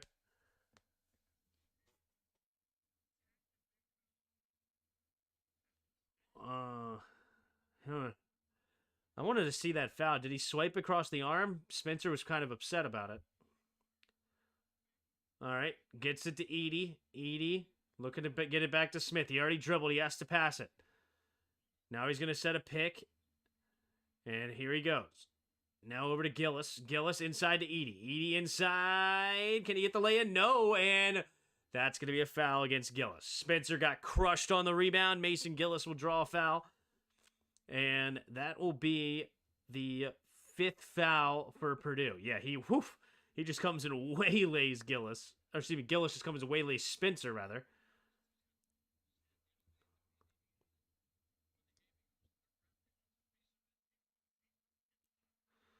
All right.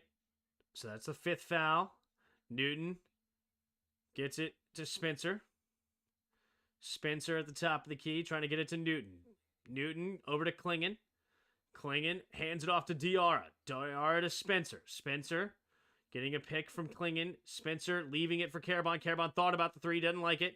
Now resets. 5 seconds on the shot clock. And Newton attacking the basket. And how did he make that? What in the ugly layup was that? Doesn't even get to hit the backboard. Somehow just flicks it in. And now it's a 13-point game. Looking to get it inside to Edey. There he goes. Edey going to attack. Edey attack. There comes the double. And now swings it over to Hyde. Hyde to Colvin in the corner. Colvin misses the 3. And Newton the rebound. Swings it up to Diarra. Diarra in and out dribble. Now Karabon in the corner. No good. And, Edey. But Spencer gets called for the rebound. They're going to say he goes across the arm of Edey. So Spencer gets a couple of fouls quickly. We got a TV timeout coming out. And Spencer, well, was that his 3rd or his 4th? I think that was his 3rd. So he's up to 3. Klingon's at 3. Johnson's at 4. Nobody else is in significant foul trouble for UConn, but those are important. And then on the other side, you have 3 personals for Jones, and he's the only one anywhere near foul trouble for Purdue. But 13-point lead is not where you want to be against a team like UConn. They are a fantastic team. They can run it up quickly. This could get ugly. Hurt them to win. Smart plan. Yeah. Yeah, just crush them, right, Will? Just absolutely destroy Spencer on that one. That's a weak call, bro. Bro, earn that rebound? Yeah. Yeah, you'd like to see a little bit better, but oh well. If he hit him across the arm and he hit him across the arm, I'll respect the call.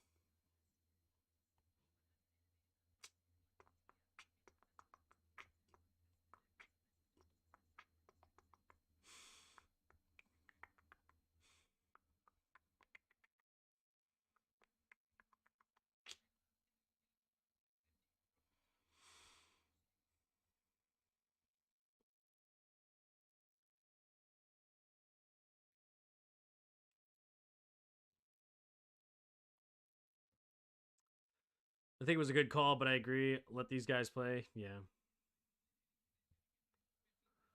But, hey, it's a 13-point game. Don't swipe across the arms. You know what I'm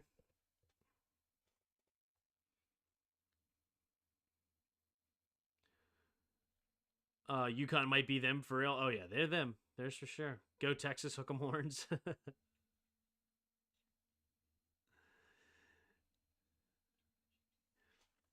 What was Texas? What was their seed this year?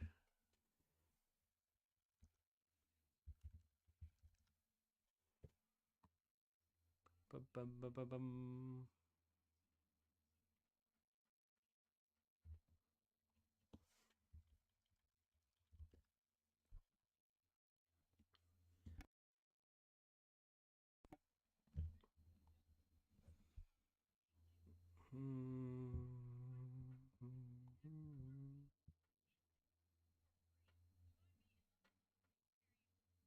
Did Texas even make the tournament this year? I thought they did. Maybe I'm wrong. I didn't fill out a bracket, so how would I know?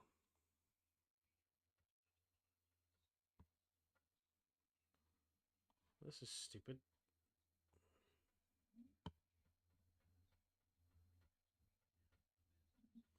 They were a 7 seed. Lost to Tennessee.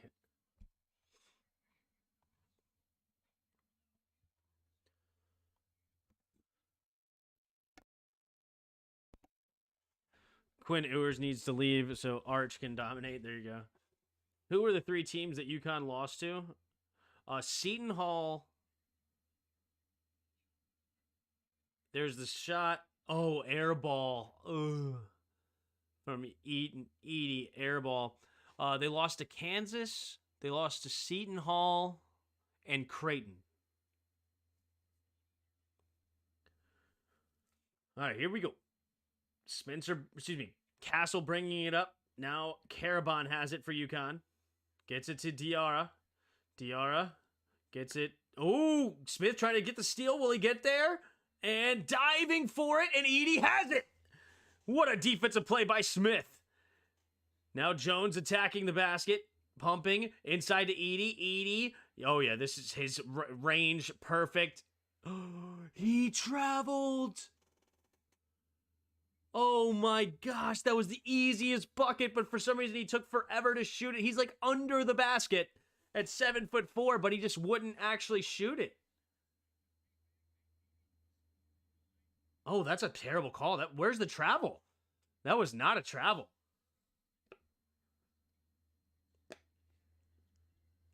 Wow. All right. Carabon gets it to Newton. Newton to Diarra to Klingon at the top of the key. Now, nope, fakes it to Tristan. Gets it to Castle. Castle's going to attack. Pumping. Little floater in the lane. Ooh, air ball. But Newton has it. Now he has to jack up a 3 with no time on the shot clock and misses. As Diarra, Edie gets the rebound. Smith coming the other way. They got to get points on the board here sooner rather than later. Gets the pick. Smith trying to attack the lane. Little up and under, and he draws the foul. And they will go to the line for 2 shots. They have not scored a bucket in the last 3:18 on the game clock. Purdue's offense really stalling out. They got to get something going. 3 seconds in the paint. Travel. Do they have offensive 3 seconds? I know they don't have 3. I'm pretty sure they don't have defensive 3 seconds anymore in college. UConn broke their spirit. Yep. I hope. Do they have offensive 3 seconds? They may have offensive 3 seconds. That makes sense.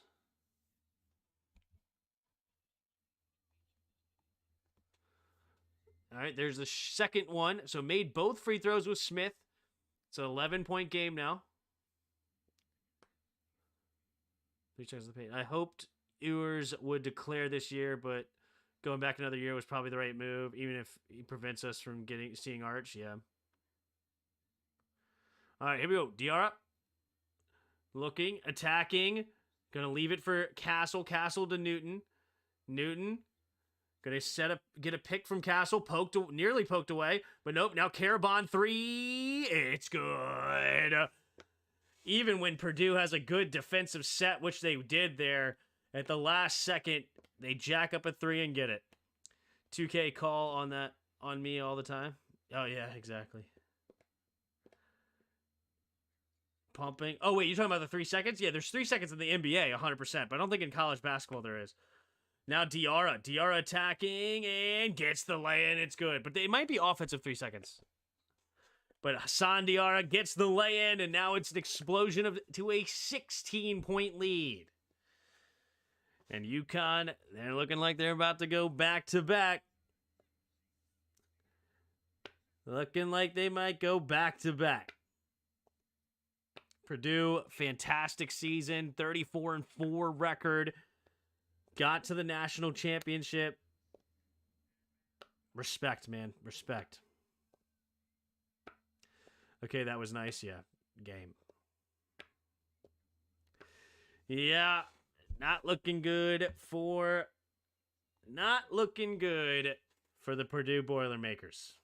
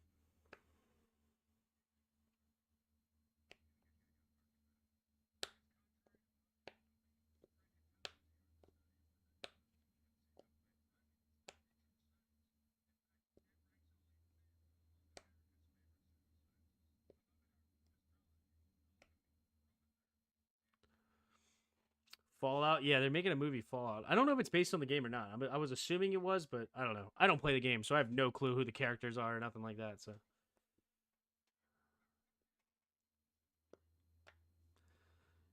dang, they're going to ruin another franchise. Oh, Fallout, yeah. I'm assuming you're talking about Resident Evil or something else. Halo made a movie now recently too, huh? But no, I was thinking about that. Or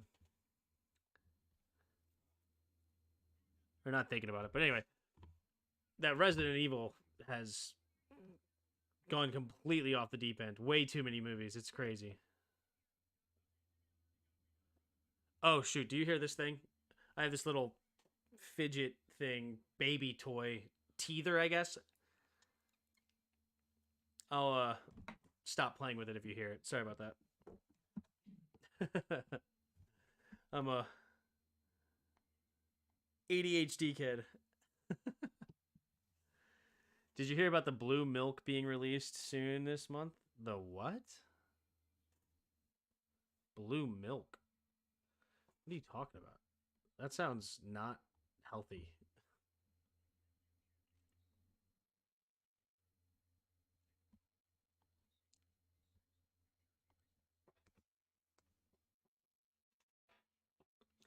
All right, here we go. Tim using the baby toys more than the baby. Yeah. I'm breaking it in for him. All right, here we go. Braden Smith bringing it up court for Purdue. Braden Smith pumping. Now inside to Edey. Edey gets the lay in. There, he's not playing around that time. 56-42. Can Purdue make a comeback? Diarra brings it up for UConn, leaving it for Tristan. Got to get it across half court, and does. Now to Klingon. Klingon over to Newton. Excuse me, Castle. Castle to Karabon, back to Castle. Castle at the top of the key now. Trying to look for a pass. Gets it to Klingon at the outside the three-point line. Now to Karabon.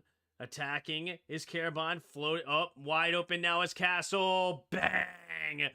Oh, it's heartbreaking. It's just, rip the soul out of Purdue. They're playing such fantastic defense for like 27 seconds of the 30-second shot clock. And then UConn just knocks down a three to make it all for naught. Klingon gets the rebound after a miss from Smith.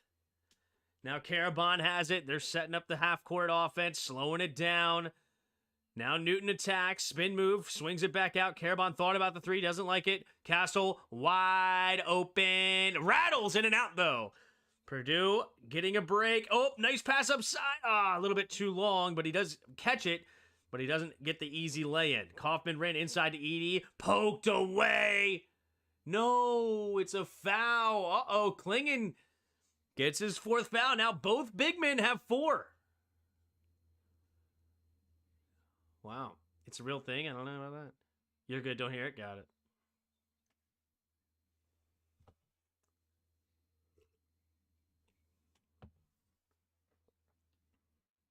They're making another Planet of the Apes?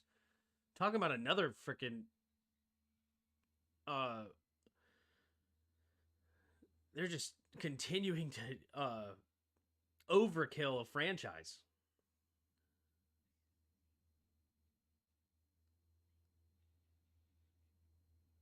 Kingdom of the Planet of the Apes now.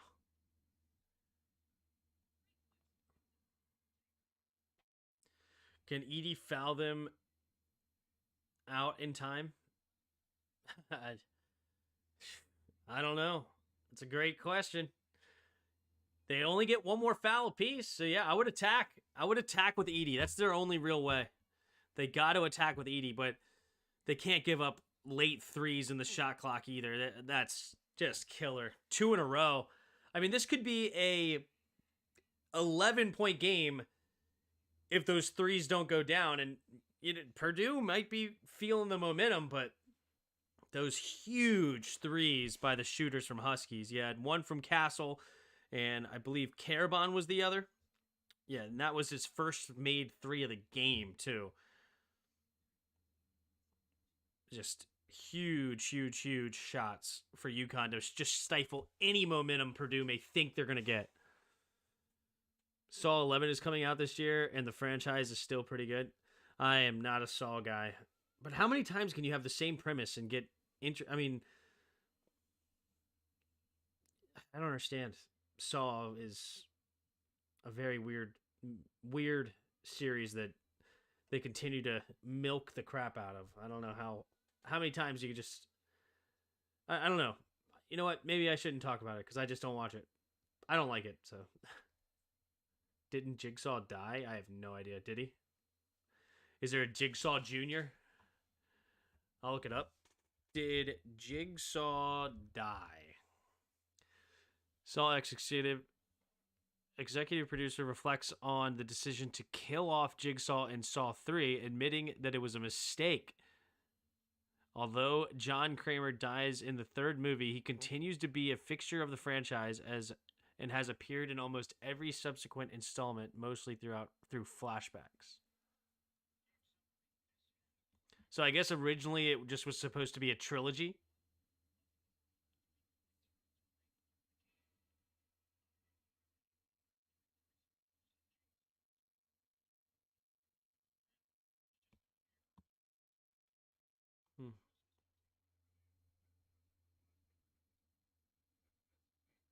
They're doing lore stuff. All right, Edie's going to the line for 2 shots here. He's got to make his free throws. There's the first is good. That was the front end of the 1-and-1.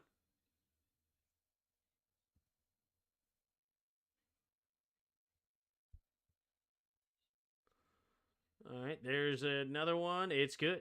All right. So 59-44. UConn with the ball. Here comes the full court press. And, good defense, but now they do get it across eventually, and now they're attacking. No good. Misses the one-handed dunk alley-oop. All right, Purdue's defense held up that time. Can they get points on the other end? Now they're going to attack the basket. Trying to get it inside. There he goes, and Edie gets the dunk.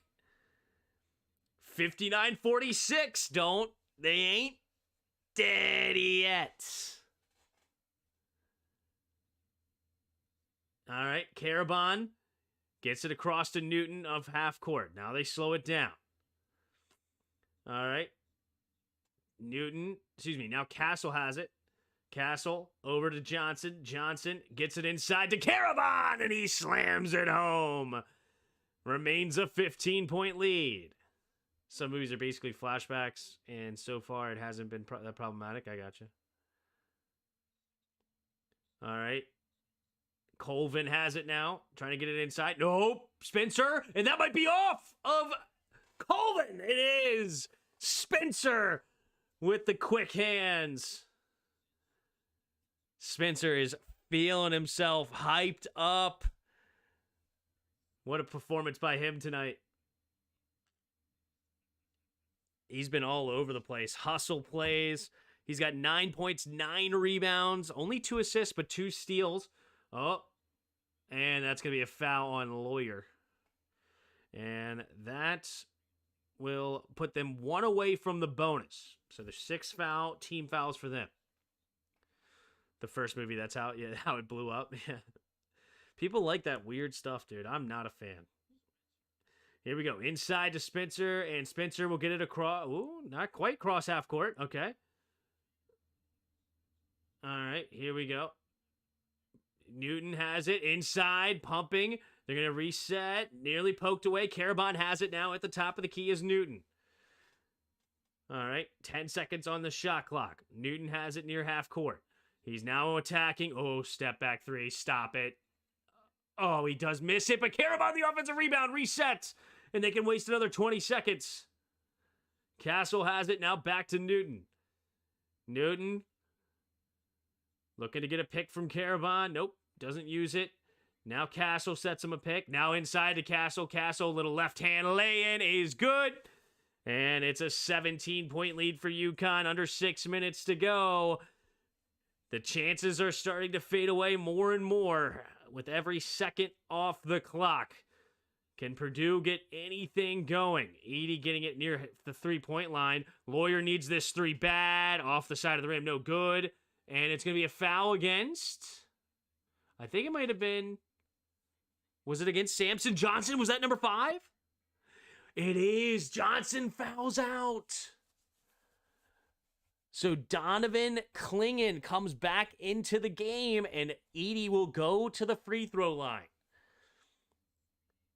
So Samson Johnson has yet to go to the bench yet. I don't know if he realizes it's on him or not. He's trying to sell it. Like, hey, no, I only had 3, right? Okay, now he's going to the bench.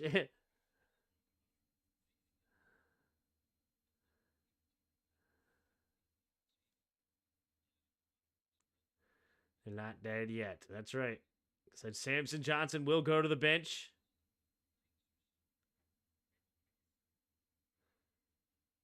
Still not enough time. Yep. All right. Edie, can he knock down these two? Get it back to a 15-point game? Ugh. Still not enough time. Yeah. They just can't make... They haven't made enough threes. That's the problem. Here's the free throw, and no good. And then you're not even making your free throws. Yikes. Oh, Clingan didn't even come into the game, so who do they bring in? Interesting. There's the second free throw. It's up, it's good. So no, they're going small ball. They're bringing in a small ball lineup. Now that is interesting. How is that going to work on the defensive end? You got Newton, Castle, Spencer, Diarra, and Karabon. And here we go. Castle swings it up court, and Newton has it in the middle, and he's going to slow it up. 16-point lead at the moment. Newton has it, guarded by Hyde. So Purdue's going to go big. Newton has it with 11 seconds on the shot clock. Now Spencer. Spencer at the top of the key looking, dribbling, attacking the basket, and a floater in the middle. Soft shot. Oh, I don't want to say it's over, but... All right, so Karabon is going to be the guy, and he's going to front him, and he's going to try to do his best. Here goes Edie. Edie nearly lost it, but gets it back. Yep, he's backing him down. Oh, that's a little offensive foul that they didn't call. Wow. I thought he'd throw his elbow out there. Edie did, but the lay-in is good.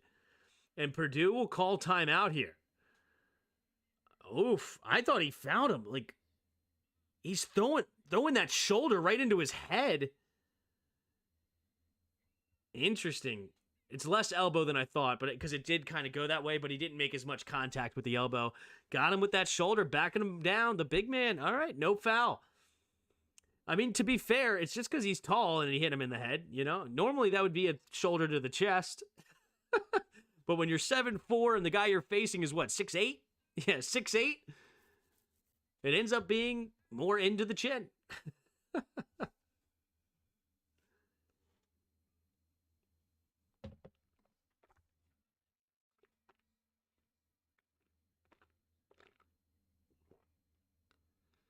Yeah, I was just saying the same thing. I get that, Will. Yeah, normally that would just be in someone's chest. That's 100% true.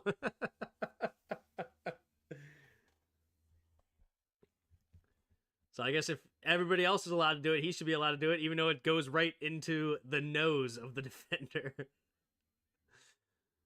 All right, 65-49.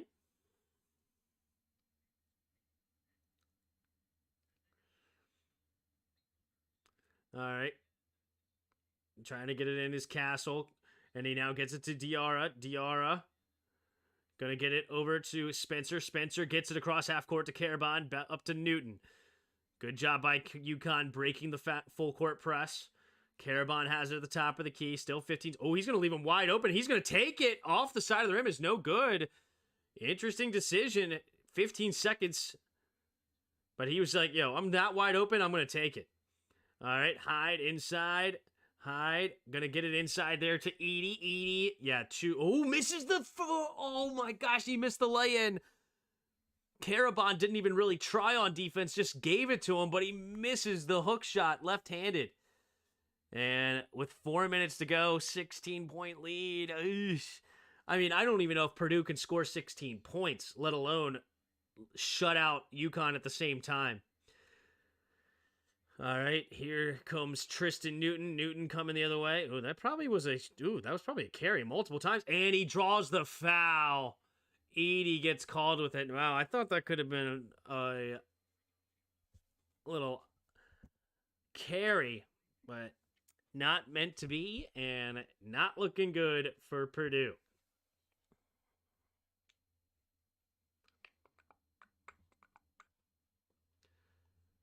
Tough day.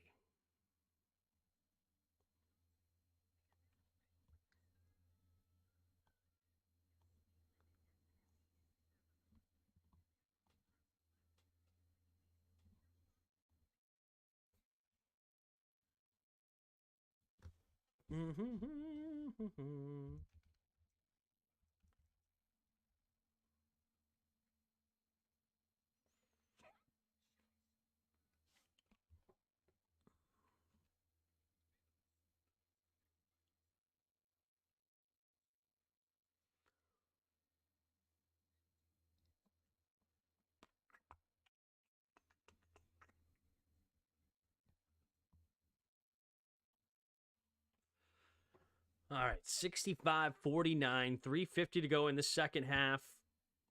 I just don't see it. I just don't see it. Respect to Purdue. They fought hard for as long as they possibly could. Like, if we go to the game flow, you can see it in the beginning. It was back and forth. It was only a 6-point lead at halftime. But it's gotten out of hand since. UConn now is up to a 99.9% chance of victory. And I tend to agree. I just don't see a path where Purdue, they're just not knocking down threes. What is their 3-point percentage? Yeah, Purdue is they've only shot 5 threes, and they've only made 1. Meanwhile, Huskies haven't even played well tonight. I mean, 65 points is a low outing for them. They're 6 for 22 from 3-point line. They average 80 points a game. They may be able to sneak there, but they're not having a high-scoring performance at all. But defensively, they're stout. Edey can only do so much. Edey's done a lot. 11 for 21, 7 for 10 from the free throw line, 29 points, 9 rebounds. He just hasn't gotten any help. Braden Smith fought hard in the first half, but he hasn't scored a point since the first half. Oh my gosh, this is horrible. I didn't even realize how bad it is, man. But yeah, Kaufman has 4. Braden Smith has 11. Jones has 3, and Hyde has 2. No bench. Hyde is the only bench points this whole game.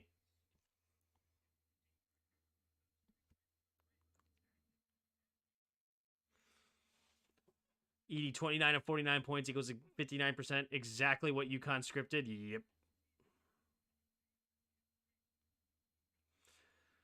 I agree, Scott. I agree. All right.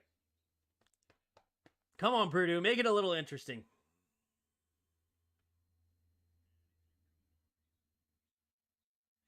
Dan Hurley screaming to his team, finish. Finish. He does not want to let the foot off the gas. He wants another big win. Here goes Newton to the line for free throws here. There's the first free throw is up and good. 66-49. So looking to make it an 18-point game now.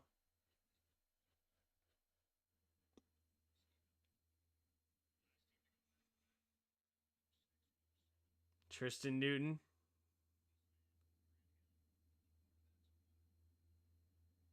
There's the shot, and it's good. So 67-49. 3:50 to go in the second half. All right, Smith bringing it up. Smith looking to attack, hesitation. Oh, he's going to draw a foul. Diarra gave him a little shove from behind. So Diarra will go to the line.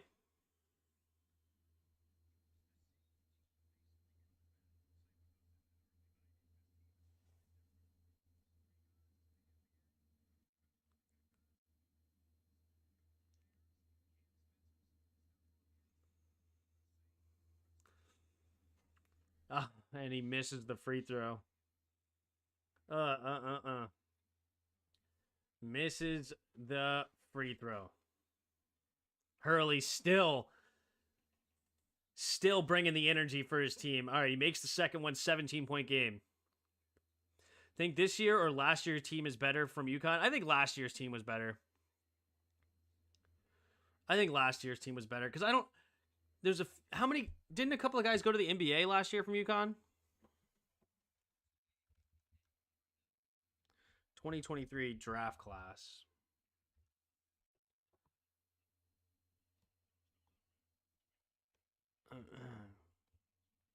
I think last year's was better. All right, Edey gets it to Gillis. Jones has it. Jones swings it over to Gillis. Pumping now inside to Edey. Edey, and he's going to attack Karabon and get the lay-in. It's good. 67-52. Does UConn three-peat? I was looking at it.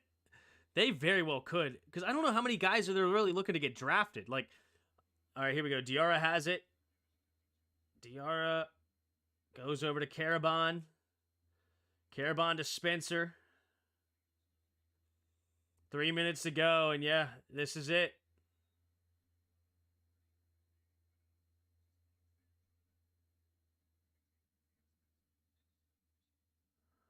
Wow, they're going to call the coach for a turnover. Oh, that was stupid. Oh, that was ridiculous. The coach came onto the court to push his guy to say go. That is hilarious. Oh, blocked by Spencer. But good rebound. And now Edey has it, swings it back out to Jones. Jones thought about a step back three, doesn't like it, now attacks the basket and gets the lay-in. So it's a 13-point game with 2:46 to go. That was hilarious. Dan Hurley came onto the court to push his players, say, go! And the ref's like, you can't come onto the court, coach. What are you doing here? And touch players? It's crazy. Three-peat, a lot of factors, who goes pro, injuries, etc. And so that's what I was looking at. Like, looking at this roster here, right? Who's leaving early, right? And some important pieces I don't think are leaving early. Like, Steven Castle, I don't think he's going to get drafted. Like, he looks solid, but he doesn't look great. So he's going to come back as a sophomore. Alex Karabon, sophomore, I don't think he's going to get drafted. I think he would be coming back, and he's been playing big minutes. Cam Spencer, Hassan Diarra, and Tristan Newton are all seniors, so they're gone. But then, like, does Klingon go to the draft? Does he commit? I don't think so. And then Samson Johnson's not going. So you're getting a lot of guys back that are getting big minutes. Like, yeah, losing Tristan Newton, that's important. Losing Cam Spencer, that's important. He's been a big factor today. But, you know, who's going to step up, right? Who's the next guy in line? Jalen Stewart got a couple minutes, but we'll see what he does as a sophomore. Steven Castle will be back as a sophomore. Like, and then who knows who else they add as a freshman, too, that couldn't get big minutes for them. Don't get me wrong. It's not going to be easy, and I wouldn't say it's likely by any stretch, but they probably will be the favorite again. Edey can't declare because he failed an exam, which made him ineligible according to the news. Really? Interesting. I don't know about that. All right. Gets it to Newton. And foul. So Newton will go to the free throw line to make it back to a 15-point game. When Hurley comes knocking, a kid won't say no to win a chip. That's true. Exactly. So, I mean, I don't know what kind of commits they've gotten. Have they gotten any commits to next year already? Like, I don't know how that works. I'm assuming they got to be getting commits pretty darn soon. Like, UConn commits 2024.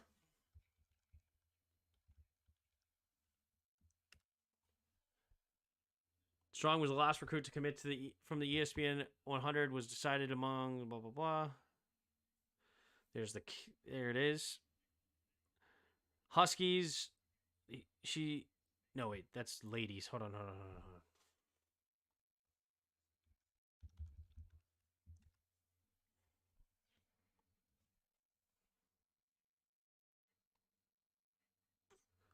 All right, here's a shot from Newton, and it's good. So it is a 15-point game. Gillis gets it to Smith. Smith running it up court. Got to jack up a three. Oh, he's going to take it all the way into the lane. Doesn't like it. Now inside. Klingen's back in the game. Edey is dunk it. Nice dunk. 69-56. UConn is a blue blood, and when good, they keep it rolling. Yep. Yeah, I mean, their last 3 coaches have won a national championship. That's insane, right? All right. And then now this one goes back to back. All right. Spencer's going to use a timeout here in the corner. There's 19 seconds on the shot clock. Okay. So Huskies commit. So it looks like they got a guy named, they got a 4-star recruit called Ahmad Noel. Another 4-star recruit looks like Isaiah Abraham, 6'7" forward. Oh, yeah. Noel was a 6-foot guard, shooting guard. And looks like that's it. So they only got 2 commits? Or these are not guys already on the team, are they? Like,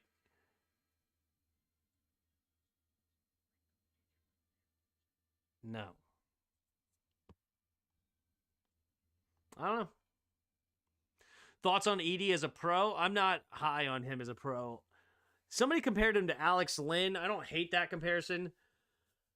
He's going to have to work on his game, his ability to dribble, and I think that they double him or like give him any fits, but I think he's going to be a liability on the defensive end because he's not going to be able to just hang out in the paint. I don't think he's going to be a relevant pro. He may make a roster and get some bench minutes or something like that, but I don't think he should be a lottery pick or anything. Okay.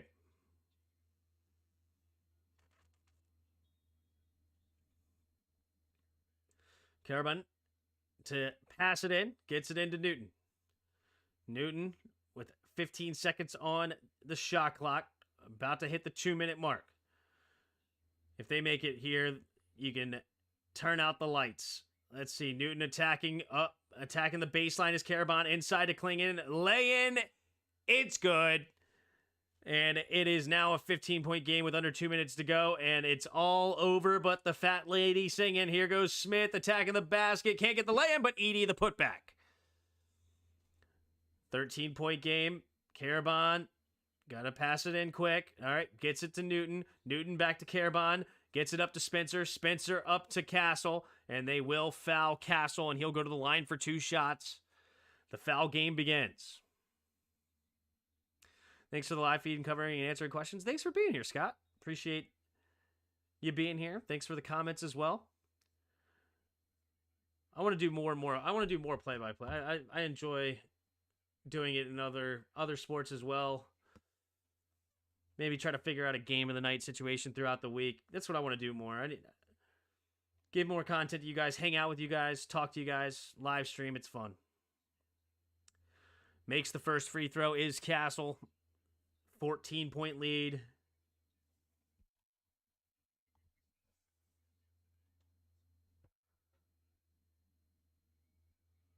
Second free throw is up and off the front of the rim, but it does find its way in. Smith coming up, 15-point lead. Got to jack up a 3. Hurry up. You can't win this game with 2s, okay? You can't win this game with 2s. All right, well, they're just padding Edey's stats now. That's a dunk. 13-point lead. Because now you're fouling. I mean, you got to get threes, man. You got to get threes. I mean, Edey has 37 points. That's awesome, but who cares? Spencer. Oh, they tried to foul him, but they didn't call it. And the game is over. Purdue is conceding, and it is over. The coach is yelling at something. I'm not sure what. Carbon attacking, and Klingon has it, and he will do a reverse layup with the last possible second. And the game is over. Braden Smith jacks up a 3, air ball. 36 seconds left on the clock. It'll be a 6-second difference between the game clock and a shot clock. Hurley saying bench clear, and UConn will go back to back in the national championship tournament. Fantastic performances. Absolutely dominating the tournament start to finish. This is their closest game right now, a 15-point lead.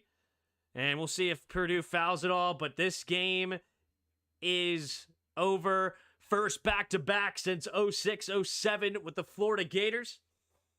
And Dan Hurley and Spencer hyped up. Fantastic. And Purdue is bringing in their backups. The coronation is already starting. And Hurley is feeling himself right now.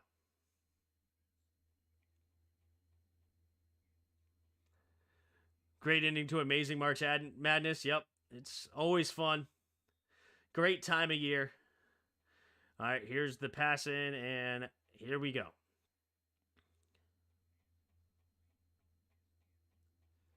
Gets it across half court. They'll have an opportunity for one more basket. They're just holding it.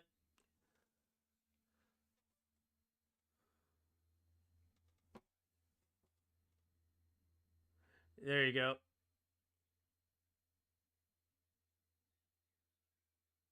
All right. There you go. The shot clock violation. 6.6 seconds. It is game over. 75-60. UConn over Purdue. What an incredible year for the UConn Huskies. Going back to back. Will they be the first next year to go for a three-peat? We will find out next season. But man, taking a look at the box score before we go, Zach Edey with a fantastic performance. He was really a one-man show. 15 for 25, 7 for 10 from the free throw line, 37 points, 10 rebounds for the big man. It was much more of a team effort for UConn. You got Newton with 20, Castle with 15, Klingon with 11, and Spencer with 11. And Spencer, man, had a fantastic performance. 11 points, 8 rebounds, only 2 assists. But Newton, he was clearly the MVP tonight. 20 points, 7 assists, 5 rebounds. Attacking, getting in there. Fantastic alley-oops to Samson Johnson. Knocking down a couple of threes. Really fantastic performance for the UConn Huskies as a complete team, as a complete unit. I feel bad for Jalen Stewart. He got some minutes in today's game, but not listed on the stat sheet. He will not be cemented on this game. But man, thank you guys for watching. Appreciate you being here, and I will see you guys again soon. But hit the like, hit the subscribe, and I'll see you next time. And until next time, see ya!